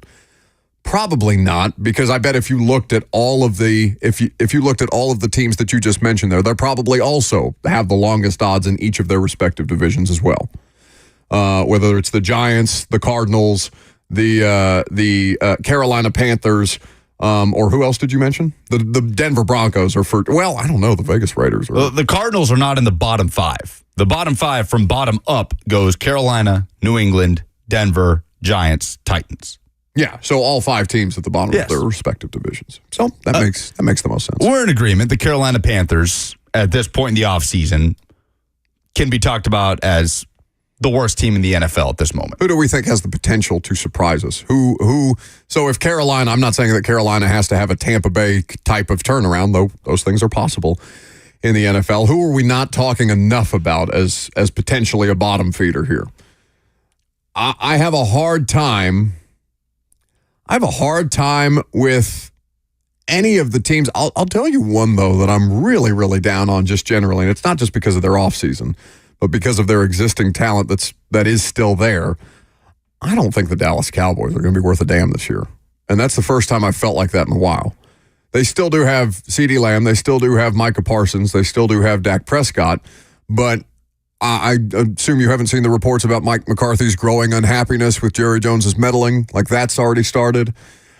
The Dallas Cowboys have continued to win 12 games, so maybe I'll look like a fool by the end of this, but there is just something about the Cowboys vibes this year that do not make me want to buy anything regarding them. I think we brought this up, Jackson, maybe when Buck was out. Is there a more pre-fired coach in all of professional sports than Mike McCarthy with the Dallas Cowboys? Not even close. I mean, there is not another coach that you are just more sure he will not be the head coach. Oh, Robert Saleh. Robert Saleh, you I don't think Robert Saleh's going to be. I think I could more easily see a scenario in which the Jets have some success with a healthy Aaron Rodgers than I could with the Cowboys coming up short of a Super Bowl and McCarthy getting fired. Randy on the FNN Bank chat says, outside of Richardson, who, in my opinion, is just as big a question mark as Levis due to injury, what about the Colts puts them over the Titans? They were better last year. Their head coach is a proven commodity based on how he was able to have a winning record with a backup quarterback and basically a backup running back for the entirety of the season. I think you feel infinitely better. Well, not infinitely better about the Colts roster because they didn't do much in free agency, but retain. There's continuity there. They are an above-average team that stands to improve with a high-level, well, I can't call him a high-level quarterback, a high-level traits. High-upside quarterback. High-upside quarterback. Sure, the Colts were a 9-win football team last year, and I'm not saying that has to hold serve, But if you asked me how I felt about Shane Steichen working with Anthony Richardson, if they can keep him healthy, and I completely accept what Randy is saying there, that Richardson is a bigger unknown than Levis. Absolutely a bigger unknown. But you can't look at the Colts in the way that they were able to not quite salvage their season, but keep it from being an abject disaster and not say that what Shane Steichen did was not very, very impressive. I mean, we're probably talking about Shane Steichen in the mix. If Anthony Richardson let's say he plays 14 of 17 games this year, we're probably having a discussion about Shane Steichen in the running for some kind of Coach of the Year award. One would think. Because they were a successful offense. Lucas, I don't know. Well, we've gone a little bit over here. So perhaps, because we're getting ready to make Titans predictions for 2024, perhaps we can dive into this a little bit on the other side. I'd be curious to know what the Colts were scoring on average per game last year if the Titans in the last 2 seasons were averaging 17.7 points per game. So we'll find that out for you. Coming up next, we'll also give you some Titans predictions. We'd welcome yours as well for the opportunity to win a Feed Your Flock package, the boldest Titans prediction. We'll get a $75 gift card from Hattie B. 615-737-1045 is the number. I'm Buck Rising. The final hour is next.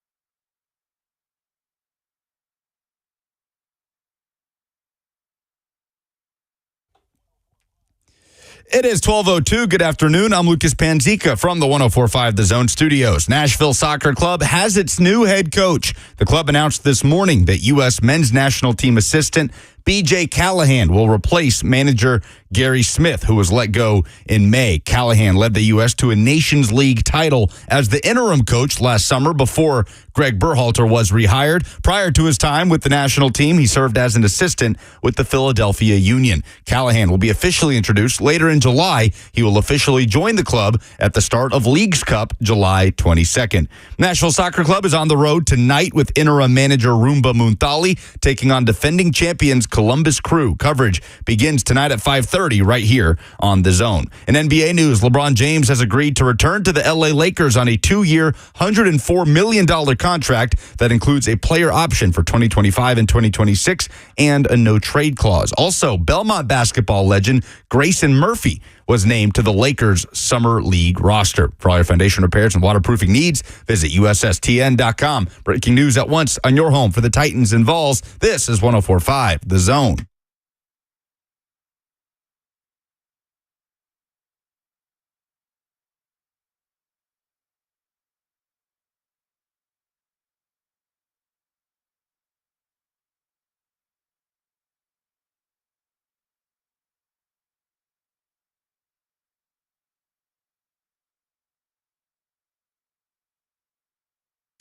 Final hour is upon us. Thanks for jumping in. We have my least favorite segment of the year to do right now. Now, why should you stick around for my least favorite segment of the year? Well, more often than not, it is probably one of your most favorite segments of the year because it is the opportunity for you to tell me in not too far in the future how loud wrong I was when we make Titans season predictions. I have been loath to do these things, but as Lucas has always pointed out, I am a sucker for a clout-chasing opportunity, and we have been presented with one because Corey Curtis of WKRN texted me yesterday asking for a Titans prediction for the season, and any time that we can promote, the show on other platforms that are not ours, I'm going to take advantage of that opportunity. So we're going to drag the entirety of the crew. Stephen King says horse or rock band in the FNM Bank chat. No, I horse or rock band I enjoy.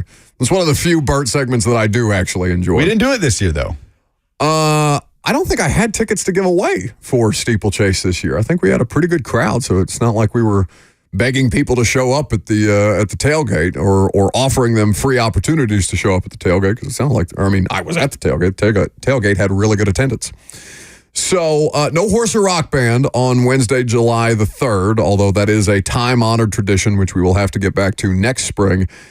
Titans bold predictions for the 2024 season. Did you guys bring some?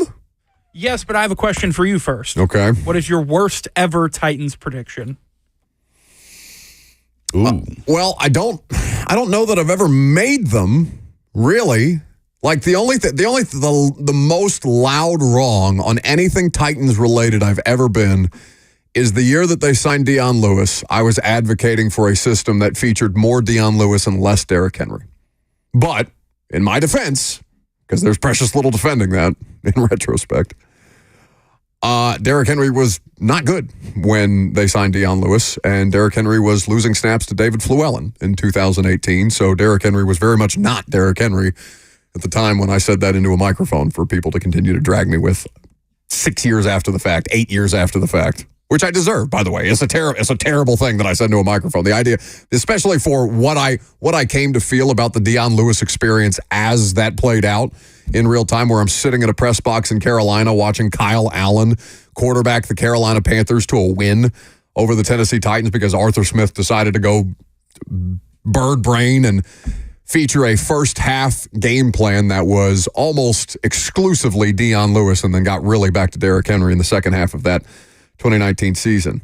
TN Titans Superman 47 says, you also said there was no reason to re-sign Derrick Henry. Well, no, I don't think that's exactly right, but I did advocate against a second Derrick Henry contract, which again, I was loud wrong about. But in the history of running backs, Derrick Henry is the anomaly, and they just happen to have the anomaly because every other running back contract, even Christian McCaffrey's second deal with the Carolina Panthers was 100% spot on. And, I think that's been reflected in the league. So that they had the one guy that you do extend versus everybody else who you shouldn't have extended.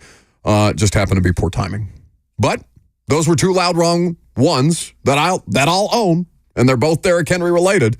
It was running back centric because I was very early on, and again before Derrick Henry, frankly, was worth a damn, was advocating against prioritizing the running back position in NFL offenses. Now, Derrick Henry is one of the most accomplished and successful running backs in the history of professional football, with how many of the records he holds unto himself, and including the franchise records or several he's on the franchise leaderboards, if not the outright record holders in some of these categories for a franchise in the Houston Oilers / Tennessee Titans that has a very, very proud tradition of running back play. Puka reminds us that I did have to wear a Henry crown after he got the contract extension. I think after he had the 2,000-yard season, I wore the crown as a means of, public shame. All right, we've been talking about you for 6 minutes. Let's start with the predictions. You want to start? What do you mean? I'm not supposed to respond to the question? Yeah, you responded to the question, then you just kept going. Prediction. It's a 3-hour radio show. What do you want me to do? Sit here and not talk? What's the Because I'll sit here and not talk. Give and me you your guys can do the prediction. final hour. Give me your prediction. I don't want to now. Listen to this, I man. don't want to now. You are such a baby. You are such a baby. Not interested now. Oh, my God. No. Figure out something else to talk about. Go ahead. Jackson and I could just do record predictions for the rest of the show. I'll sit here and listen. And taint this show with record predictions Make that you my hate ear. so much. Oh, man. Okay. Well, Proceed. You can be a petty child, and we can do Titans predictions. So, Jackson, do you want to start the bidding? No, I think you should start. Okay. My Titans prediction for 2024. It is very interesting to look at DeAndre Hopkins and Calvin Ridley and how similar their numbers were in the 2023 season when they played for different teams. So DeAndre Hopkins, 75 catches, 1,057 receiving yards, 7 touchdowns. Calvin Ridley, 76 catches, 1,016 receiving yards, 8 touchdowns. Near identical numbers when D-Hop was with the Titans and Ridley was with the Jacksonville Jaguars last year. My prediction for the 2024 season is that DeAndre Hopkins has more catches, that he leads the team in catches, but Calvin Ridley ends up leading the Titans in yards and in touchdowns. I think Calvin Ridley becomes the deep threat that DeAndre Hopkins had to be last year because the Titans had nobody else on the roster that could do it. Yet, DeAndre Hopkins continues to be the security blanket, the possession, the third down receiver that Will Levis will look to more than any other. So that is my official prediction for the 2024 Titans season. If I had to pick one, it is Ridley leads the team in yards, in touchdowns, receiving, and DeAndre Hopkins leads the team in catches. I'll go defensively. Buck, do you have anything to add to that? We could have a very productive and nuanced discussion about this, but Buck is being a baby. So, Jackson, go ahead with your prediction. I'm going to the defensive side. I think Chidobe Awuzie will lead the Titans in interceptions this season. I think with L'Jarius Sneed on the other side and Roger McCreary, I think a lot of teams are going to try to test the almost 30-year-old Awuzie, and I think he'll end up raising his game, and I think he'll lead the Titans in interceptions in 2024. How many interceptions did Chido Awuzie have last year with the Bengals? He had 0. He has not had an interception since 2021 when he had 2. He has 6 career interceptions since coming into the league with Dallas in 2017. That's why it's bold. So if we're doing bold predictions, that is a bold prediction. 615-737-1045. If you want to give us your predictions for the Titans 2024 season, maybe Buck will decide to talk. Oh, I'm sorry. You've been talking for 6 minutes on a 3-hour radio show. Are you done? We'll find out next. It's been 6 minutes of you.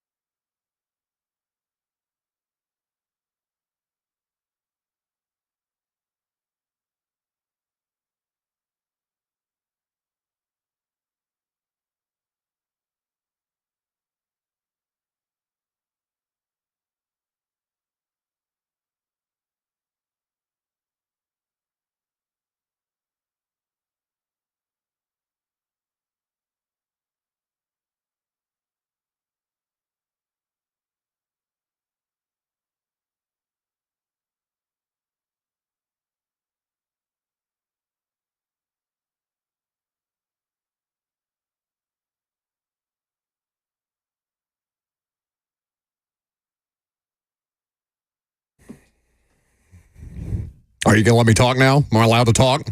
Is 6 minutes too much for you? I have 20 to do here. Are you sure? You are such a baby. Make sure you're okay before I start talking into a microphone again. We never said you couldn't talk. Welcome back to the show. We're fueled by Hattie B's Hot Chicken. 615-737-1045 is the number. Speaking of Hattie B's Hot Chicken, would you like a $75 gift card to Hattie B's? If you do, all you have to do is call in and give us your Titans bold prediction for the 2024 season. The one that we like the most, we'll give a $75 Feed Your Flock Hattie B's gift card, courtesy of the one and only Hattie B's. 615-737-1045 is the number if you want to jump in. Tony says, you also have the F&M Bank chat if you would like to interact there too. Says, I would like to ask us in the general public a question about Derrick Henry. Do you have a love-hate relationship with Derrick Henry now, or is it just about the team? He says, I used to hate Derrick Henry when he was at Alabama when he put on the two-tone blue. I loved him, and I can't not love him just because he's in Baltimore anymore. Curious to know if there are any other big Derrick Henry fans. So not just Titans fans, but Derrick Henry fans as well. It's not a question for me, but it's a question for the two of you, I guess, as with your, you guys are Titans fans, right? Born and raised. Okay. So your allegiance to Derrick Henry, is there any still? Do you have any love for Derrick Henry? Are you still a Derrick Henry fan despite him playing for a team that your team has a pretty famous rivalry with? Yeah, Derrick Henry, the human, too. That is a guy that you wish success for. You don't have to root for the Ravens to wish Derrick Henry success. Now, there can be moments where those things kind of complicate and butt heads, but Derrick Henry, this team, in many ways, failed Derrick Henry for multiple seasons. Really? Right? Do you disagree? No, I don't agree. I don't agree. For multiple seasons, the last two, maybe. You don't agree that the Titans failed Derrick Henry for the last two seasons? Last two? With what was in front of him. And the success that he had despite what was the last two seasons, yeah. Yes. But I'm talking about the... Sorry. Okay, you made that sound like the Marcus Mariota thing. No. Because that was a legitimate argument, but the idea that the Titans failed Derrick Henry through the course of his career is crazy. The last two seasons and what they did not have around him in the offense, what they did not have in front of him, and the fact that he still was able to crank out 1,500, 1,000-yard seasons, you're always going to wonder what could have been if certain decisions have been made to where the Titans had a competent offensive line in front of him for the last 2 years, what those numbers could have looked like. Would he already be over that 10,000-yard mark, right? Would the Hall of Fame discussion with Derrick Henry no longer even be much of a debate? So, yeah, I think you root for Derrick Henry, the person. It doesn't mean you have to root for Baltimore Ravens, the franchise. D-Tag on YouTube says Derrick Henry was so kind of like Burrow. His career is the window, right? That's the quote. D-Tag says Derrick Henry was the Super Bowl window. Yes, we did, in fact, fail him. I think the biggest failure happened when they traded AJ, because then it's just you're leaving Derrick not alone to do the job, but it ended up being Derrick almost alone for 2 straight seasons. Other than DeAndre Hopkins, who was a revelation, they did let him down in those last 2 seasons. But no, Derrick Henry failed himself at the first part of his Titans career. Derrick Henry was a failure as a second-round draft pick for the first couple of seasons that he was on the roster. So there are equal parts to that discussion, because you could argue that Derrick Henry's it's not a lack of effort. I've never, ever would accuse Derrick Henry of not giving maximum effort. But he's talked about this. He was in his own head when he got drafted here behind DeMarco Murray. And whatever it was, the whole Eddie George, come to football Jesus moment that they had and all the lore around that, there's no question that Derrick Henry was a letdown until he became Derrick Henry. It very much wasn't. So I think you can have that conversation in equal parts. And yes, I would 100% sign off on the idea that they failed him in the last 2 seasons. Yeah, he had to grow into this league and his role. And then there was a breakthrough. Following that breakthrough, after we would say certainly the COVID year, the back half of 2018, 19, 20, and 21, So 3.5 seasons of elite play where the Titans looked like they were in a Super Bowl window. After that point, the 22 and 23 seasons, yes, I think the Tennessee Titans as a franchise failed Derrick Henry and did not maximize having a potential Hall of Fame player as the centerpiece of your offense, to the point where he was the only centerpiece of the offense, and that did not enable him to maximize everything that could have been at the back end of his Titans career. Yeah, the start of the letdown was trading A.J. Brown, and then everything that evolved after it came to pass. So we are taking Titans bold predictions for the opportunity to win a $75 gift card to Hattie B's. 615-737-1045 is the number. Let's start with Will. How's it going, fellas? Good. Bold prediction. I got the Titans surprising a lot of folks, squeaking into the playoffs, and facing none other than Derrick Henry and the Baltimore Ravens first round of the playoffs in the AFC next year. So is squeaking into the playoffs with a roster that most people think of as a playoff roster, is that really that bold, Will? Well, there's a lot of folks out there that think we got a potential top 5 pick in the draft too. You know what I mean? Well, yeah, but that's just based on the gambling projections. Like all when you see those mock drafts that are put out, those way too early mock drafts with the Titans, near the top, they're just flipping the gambling odds on their head and doing the draft order that way. That's not people predicting the Titans to finish worse. That's just that's the betting. Fair enough. So that's my bold prediction, though. Titans versus Ravens, first round of the playoffs. Derrick Henry smashing it up into the Tennessee defense. It's going to be salty. Okay. Well, we'll see if that comes to fruition. Thanks for the call. Not bold around here to say the Titans could sneak into the playoffs, but in a lot of places across the NFL. Sneak in? They're bottom 5 in Super Bowl odds. In other words, they have odds to be a bottom 5 team in the NFL. Sure. Vegas is one thing. You're talking about people prognosticating as another, and I understand your point. Who is out there talking about the Titans as a playoff team outside of Nashville? We've had this discussion. I mean, I don't have an example off the top of my head, but, I'm not paying attention. I don't even want to do the prediction segment anyway, much less pay attention to others. I don't give a damn what other people say about the Tennessee Titans before games have been played. That, kind of negates the discussion there, but I get your point. I just don't think it's that bold if you're looking at the work that they've done, if you're truly looking at the work that they've done, seeing the kind of quality that they've added and saying, yeah, this team is capable of sneaking into the playoffs. Sue-Ann will deliver. Sue-Ann always delivers. Let's see what she's got. Hey, guys. Thanks for taking my call. Always. First of all, I want to say congratulations to Lucas on his engagement. Thank you, Sue-Ann. Thank you. And then secondly, congratulations on becoming co-host. Co-host looks good on you. Thank you. And this is my bold prediction. And now that I am listening to you, maybe it's not bold, but I've been thinking about this for a while. So my bold prediction is Tennessee's going to run the South. So they'll win the AFC South. No C.J. Stroud in there. Well, C.J. Stroud will try and get in their way, but you think that they're going to be able to overcome Anthony Richardson, C.J. Stroud, and Trevor Lawrence? Yes. Okay. That's as bold as it gets. I feel it. I feel it in my bones. I love it. Listen, I don't doubt Sue-Ann in any way, shape, or form at any point. But they do have the longest odds within their own division. So that is more in line with what I'm thinking here. At least make it spicy. Squeaking into the playoffs, it almost why are we even doing the exercise? I'm going to spend 6 months talking about them trying to sneak into the playoffs. I want something that seems a little more out of reach here. So Sue-Ann meets the qualifications there. Raekwon up next. Yeah, my bold prediction for the Titans is that the Titans' offensive line will be graded top 10. Oof. And because of that, Will Levis will throw for over 4,000 yards.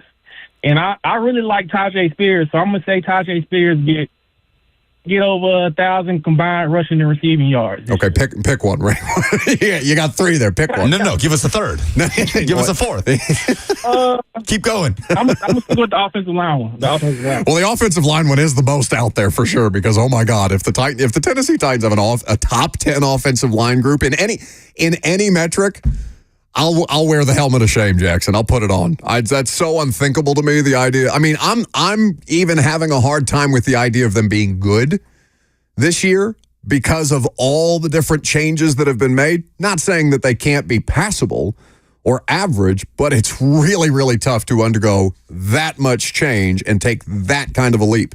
So that does fit the qualification of bold. So, can I make mine? Go ahead. Okay. Raekwon kind of stole my thunder here, but the Tennessee Titans have never in 26, well, this will be the 26th season. In 25 seasons of them playing football as the Tennessee Titans, they have never had a 4,000-yard passer. Ryan Tannehill has been the closest that they've had since they have been playing football as the Tennessee Titans, but I think that Will Levis in this new system with these skill position players is going to be the first 4,000-yard passer in the Tennessee Titans era of football. And frankly, I may even downgrade that as a bold prediction myself, because I think that's kind of the 4,000 yards should not be that big a hurdle. The fact that we're talking about 25 years of one franchise, are they the only franchise that doesn't have a 4,000-yard passer? No, they're not. The Cubs don't, I'm pretty sure. Who? The Cubs. Wow. The Bears. The Bears. I can't believe I said the Cubs. The Cubs were on a TV last night or something. The Bears. You watching Cubs baseball? My roommate is a massive Cubs fan. Okay. The Cubs were on my brain. No, the Bears, I'm pretty sure do not. There are a few. There are a few franchises that do not have one in their history. Now the franchise does, right? Warren Moon. The Oilers do. Right. The Titans do not in their 25-year history as the Tennessee Titans have a 4,000-yard passer to their name. The Cubs definitely don't either. The Cubs, that would be interesting if the Cubs had a statistic in football that the Tennessee Titans do not. But I do think that that's the thing that I feel like is most viable, on top of being something that's pretty bold, because if it's never been done in this era of the franchise, 25 plus years of playing football, you have a couple of different factors. One, you have the additional game, so that makes it even wilder that multiple franchises don't have a 4,000-yard passer. The Bears, you understand, because the Bears have been particularly tortured at the quarterback position. But I'm buying Will Levis this offseason. Understanding new system, new footwork, new players all around him, new coach. I think that he's very capable.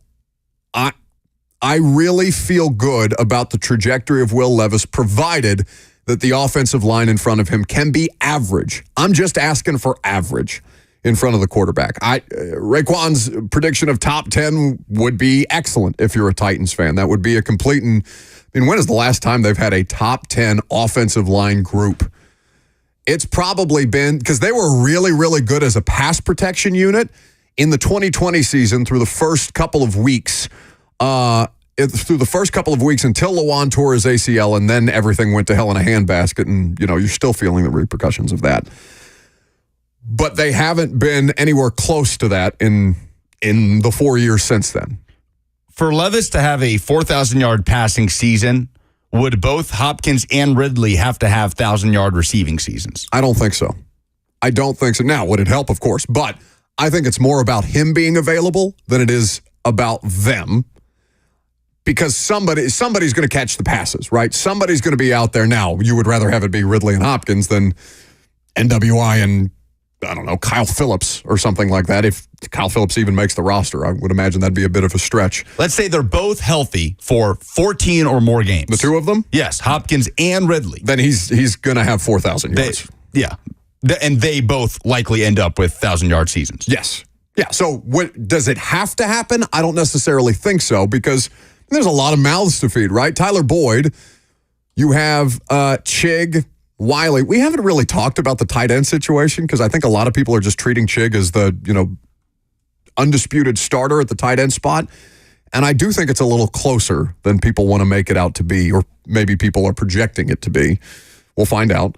But I do think that there's enough talent there that even if Hopkins and Ridley are less than 1,000 yards a pop, that this is still capable of producing a 4,000-yard passer. Now, the thing about availability is he has to be available. And, through his final season of college and his rookie season of the NFL, understanding that there were offensive line situations that very, very much factored in both spots, Will Levis has not been that kind of healthy since basically 2021. Yeah. 2021, his best year at Kentucky. Sam Hyde says, but what other team has two 2,000-yard rushers? I don't think there's another one that has two 2,000-yard rushers with Chris Johnson and Derrick Henry. No, there's only, 8 total in NFL history? Sure. Yes, Derrick is one of 8. So, yes, that's a good point by Sam Hyde on the YouTube comments that for as much as you get caught up in the idea of a 4,000-yard passer, that there's not another franchise that has two 2,000-yard rushers in their history. Crazy that both of those came in the Titans era, too. Truly. Like, one of them is not Earl Campbell. 615-737-1045 is the number. And, I wonder if people think of Eddie George as being that kind of great, even though he didn't achieve quite that, right? He's still one of the most accomplished running backs in the history of the sport. Oh, Earl Campbell had 1,934 yards with 15 games. Oh, so close. So, for all intents and purposes, maybe you extrapolate out and say you could have had 3. Let's go with Jay, who's in, it just says medical. Okay. I'm in Nashville. So I had already put some money down on the Titans to win the Super Bowl because the payout was nice. But I was thinking about it, and I was like, no, it's going to be the Titans against the 49ers, and that's going to be the final nail in Shanahan's coffin, and he gets fired after losing to the Titans. Now, that's what we're looking for. Yeah, I like. That's old, right? That's what I'm saying. Titans oust Jay Shanahan knows how in the to play Super the Bowl. game. Yes, because the only way that can you imagine the Titans win the Super Bowl and the only conversation the Monday after is that Kyle Shanahan got fired? And then Brian Callahan hires him as his deputy. Yes. It all works out for everybody. I love that one. Let's go to Dakota and see if he can top it. Probably not, but I think Pollard and Spears both have over 1,000 yards rushing as both each. Just so rushing? Total. Now, scrimmage yards altogether. Scrimmage yards altogether. I might. Or all-purpose. I was about to say all-purpose and scrimmage yards, same thing. But no, all-purpose includes special teams. Oh, okay. I did not know that distinction. I didn't know that either. You learn something every day. Okay, Dakota. To have two 1,000-yard rushers is a bold prediction because, again, the volume would have to be there. So you're assuming that they would be taking a back seat almost, or that the passing game would take more of a back seat than I think we anticipated. So I like that one. That's not a bad one. Let's squeeze one more in here. How about Jessica, who's a preschool director? Hey.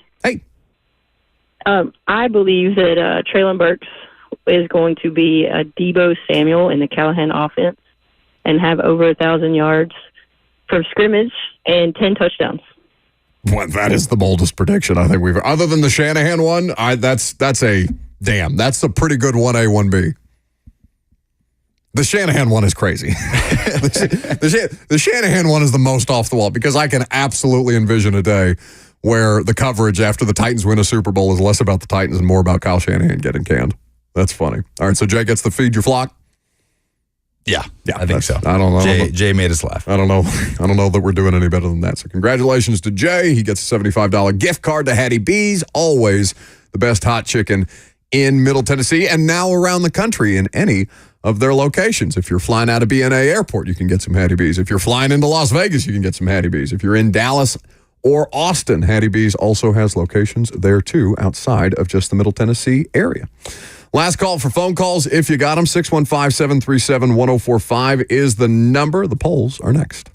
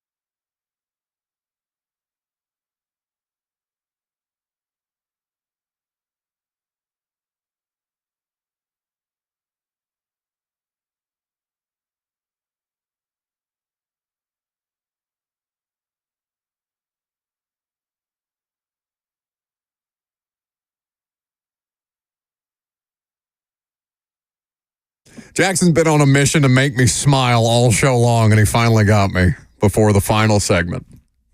Well done. 615-737-1045 is the number. If you want to get in, last call for phone calls if you got them. Before we wrap up, obviously we open the show, or maybe you don't know that we open the show with Nashville SC hiring their newest coach, another Callahan being a head coach in Nashville. This was one with a silent G, like lasagna. That's what they say. Brian Callahan, Brian Callahan, the Titans head coach. Brian, what does the J stand for? Brian. His full name is Brian Joseph Callahan II. But okay. He goes by BJ. So BJ Callahan, Brian Joseph Callahan II is your new soccer coach, while Brian Callahan is your Titans coach. So a couple of Callahans cutting it up. Got a couple of Tyler Boyds as well. Yeah, it's really getting ridiculous. Yep. Somebody said that the Nashville SC team needed to sign a striker named Will Levis. Up next, striker's a position in soccer, right? Yes. Okay, nailed it. Look at that, personal growth. So, he will not be coaching tonight when Nashville SC takes on Columbus. That game is going to be on our air. 3HL will end early at 5:30, and you can hear the broadcast of Nashville SC hosting Columbus? At Columbus Crew. At Columbus. The defending champs. This evening on 104.5 The Zone with Lucas on the call. So, what else do we need to know about the soccer team right now without their new head coach on the sidelines? Well, really, it's about for the next 5 games, and they're away from home a ton. They've got 3 road games coming up tonight, Sunday at Portland, 9:30 Central kickoff over there, and then next Saturday at D.C. before they come home to host Orlando on a Wednesday, and then they have one more road game at Philadelphia before hitting the pause button in the MLS season for Leagues Cup, which we'll remember is the competition between MLS and Liga MX, the Mexican league. They come together, play a group stage and then knockout tournament for North American soccer supremacy, if you want to call it that. Nashville got to the final, lost to Miami in penalty kicks. They will play Mazatlan and New England Revolution in the group stage, Mazatlan being the Mexican side. And that will be BJ Callahan's official debut, July 22nd in Leagues Cup.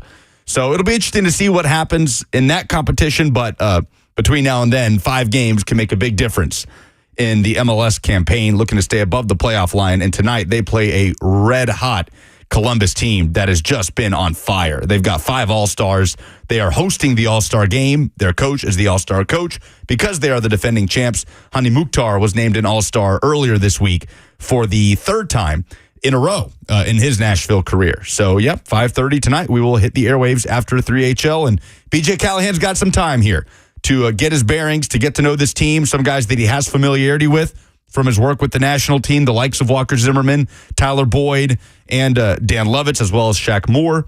And he will take over in a little less than 3 weeks. Expect a press conference close to that time as well, later on in July, when we will officially hear from BJ Callahan. And he leaves the U.S. men's national team, which is another interesting part of this, because since last summer, and the way the national team looked under Callahan when Berhalter his contract had run out and they didn't know if they were going to bring him back.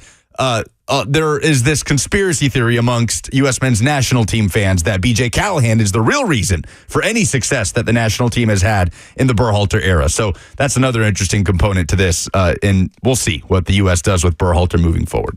But exciting times. Yeah, well, the fact that, is it reasonable to be surprised that no change has been made to date? What was the question? Is it reasonable for me to be surprised that Greg Berhalter hasn't been fired yet? Yeah, because they've got plenty of time. And that is the absolute shame that was getting bounced from Copa America. The U.S. is a host nation for the 2026 World Cup. They got nothing but time. That means the U.S. does not have to qualify for the World Cup, which means that the U.S. does not have a single competitive match to play between now and the 2026 World Cup. It's friendlies, and you're going to get to put out an 11 and play team, but not in a competitive environment, which is why this tournament was so critical, and they fell flat on their face. So they've got all the time in the world to deliberate and figure out what they want to do. And it seems, unless you're a U.S. men's national team player that have been very vocal in support of Berhalter, it seems almost unanimous across the U.S. soccer community that it's time for a change with the voice in that room. 615-737-1045 is the number. Last call for phone calls if you got them. Hopefully you guys are safe in celebrating your July 4th festivities. Are we a fireworks show? Do you guys participate in the fireworks? Absolutely. Yeah? Oh, yeah. Okay. Do you have a tradition? Do you have some kind of tradition involving fireworks? Go buy a bunch of fireworks and shoot them off. And light them up. No, I don't know. I mean, he's acting like he's, yes, absolutely. I just didn't know if that's because you're some kind of pyro or because your family has some kind of, maybe we go to the riverfront every year, we take in a concert and watch the fireworks. I'm just genuinely curious. I just hope to not pull a JPP. I think it's best for the show if you do. That would be good content. Hurtful. I couldn't do anything back here. You would be, you would be infinitely more important to me if you blew up your hand this weekend. I'll work on that.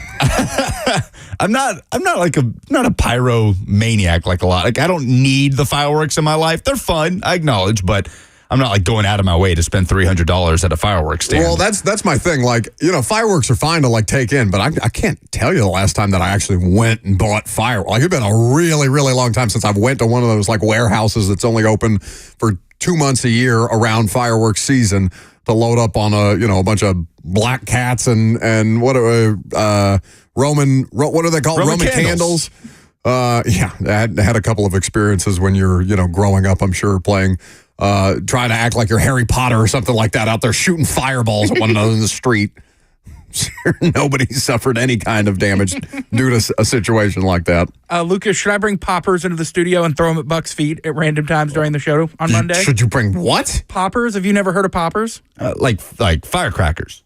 They're not firecrackers. They're just like the things you throw on the ground. It's like the little white like paper things that you just throw them at the ground and they make a big pop sound. You guys have a very different definition of poppers than I do. Have you not seen what Justin Timberlake recently got arrested for?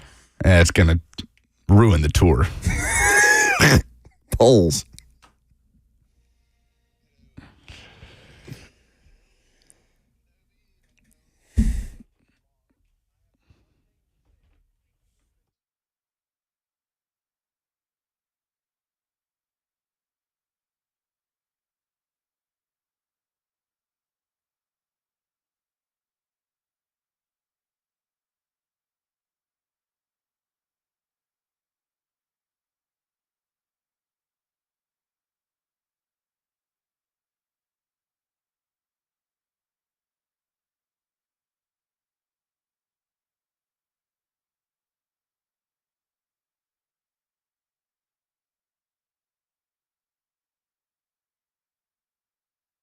Presented by Two Rivers Ford, the South's most trusted Ford dealer. What's the dumbest thing in sports this week? Travis Rockhold, our buddy, good to hear from him, says the U.S. men's national team. Eldon says it was Buck's take about the U.S. men's national team and scoffing at the idea of losing to an international superpower like Uruguay, he said very sarcastically. After checking my notes, of course. Yes, after checking your notes. That's the worst part of that. Uruguay is, in fact, a legendary soccer country. I checked not a single note on that.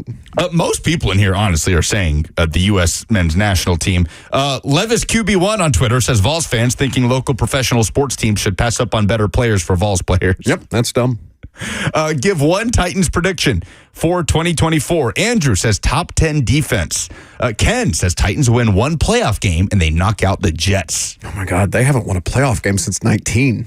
Knocking out the Jets in the postseason, that also assumes that the Jets make the playoffs, which I think is a bit more of a risky proposition even than the Titans. Doug says Spears has 1,500 yards from scrimmage and 10 touchdowns. I mean, those are Derrick Henry type of numbers. Well, scrimmage yards, not rushing yards. But yeah, that would be a bold prediction. The presence of Tony Pollard seems to make that tough. It's tough to envision. I mean, in anywhere like that, Pollard got 1,000 yards the last 2 seasons in Dallas is just simply because Zeke's not there anymore. Yeah. Which Callahan/Callahan will have a better debut season? BJ Callahan with Nashville Soccer Club or Brian Callahan with the Tennessee Titans? 82.4% of the audience are going with Brian Callahan. 17.6% are going with BJ. Taylor in the reply says BJ Callahan gets thrown in mid-season to to a team he has little control over building. Callahan had the draft, the offseason, all sorts of time to put his fingers on things before game one. Summer transfer window does open up for Nashville SC in a couple of weeks, but yeah, next year obviously is the first real debut season for BJ Callahan. And Herndon says, prediction, I'll cry. Not sure if we'll be happy or sad tears. Who will fit into the SEC better, Oklahoma or Texas? 77% are going with Texas over OU. 70%? 77%. I mean, I would have thought it would have been a little more even there because I think both are in good competitive spaces right now. They're as good as the 10th or 9th easily SEC team, right? Like I don't think that should be as lopsided. Who will be the worst team in the NFL in 2024? Moses says Carolina. Tony says the Raiders. Eldon says the Patriots. Brian says the Panthers or the Patriots. Jimmy says the Commandskins. Panthers, Patriots feels like a pretty safe bet either way. Will you still watch the hot dog eating contest without Joey Chestnut? 87.5% of the audience say no. I bet it's not that big, and I wonder how many of them are going to watch the Netflix one. But it is more work on the audience just going to find it on Netflix, I guess, as a live stream event. I have zero interest in the hot dog eating contest at all. Those are the polls. All right, very good. That's the show. We're off till Monday, so have a great long weekend. We will be back with you then. Check out Lucas on the soccer broadcast tonight. It starts at 5:30. Sounds like you're going to be on 3HL as well. All right, very good. Thank you for your input. Yes. Appreciate that. I'm going to put it in reverse, Terry. Get the hell out of here. Have a great rest of your evening. Bag up, Terry. Put it in reverse, Terry. Put it in reverse. Oh, Lord, Jesus. Oh, Lord. Oh, Jesus. What you doing, Terry?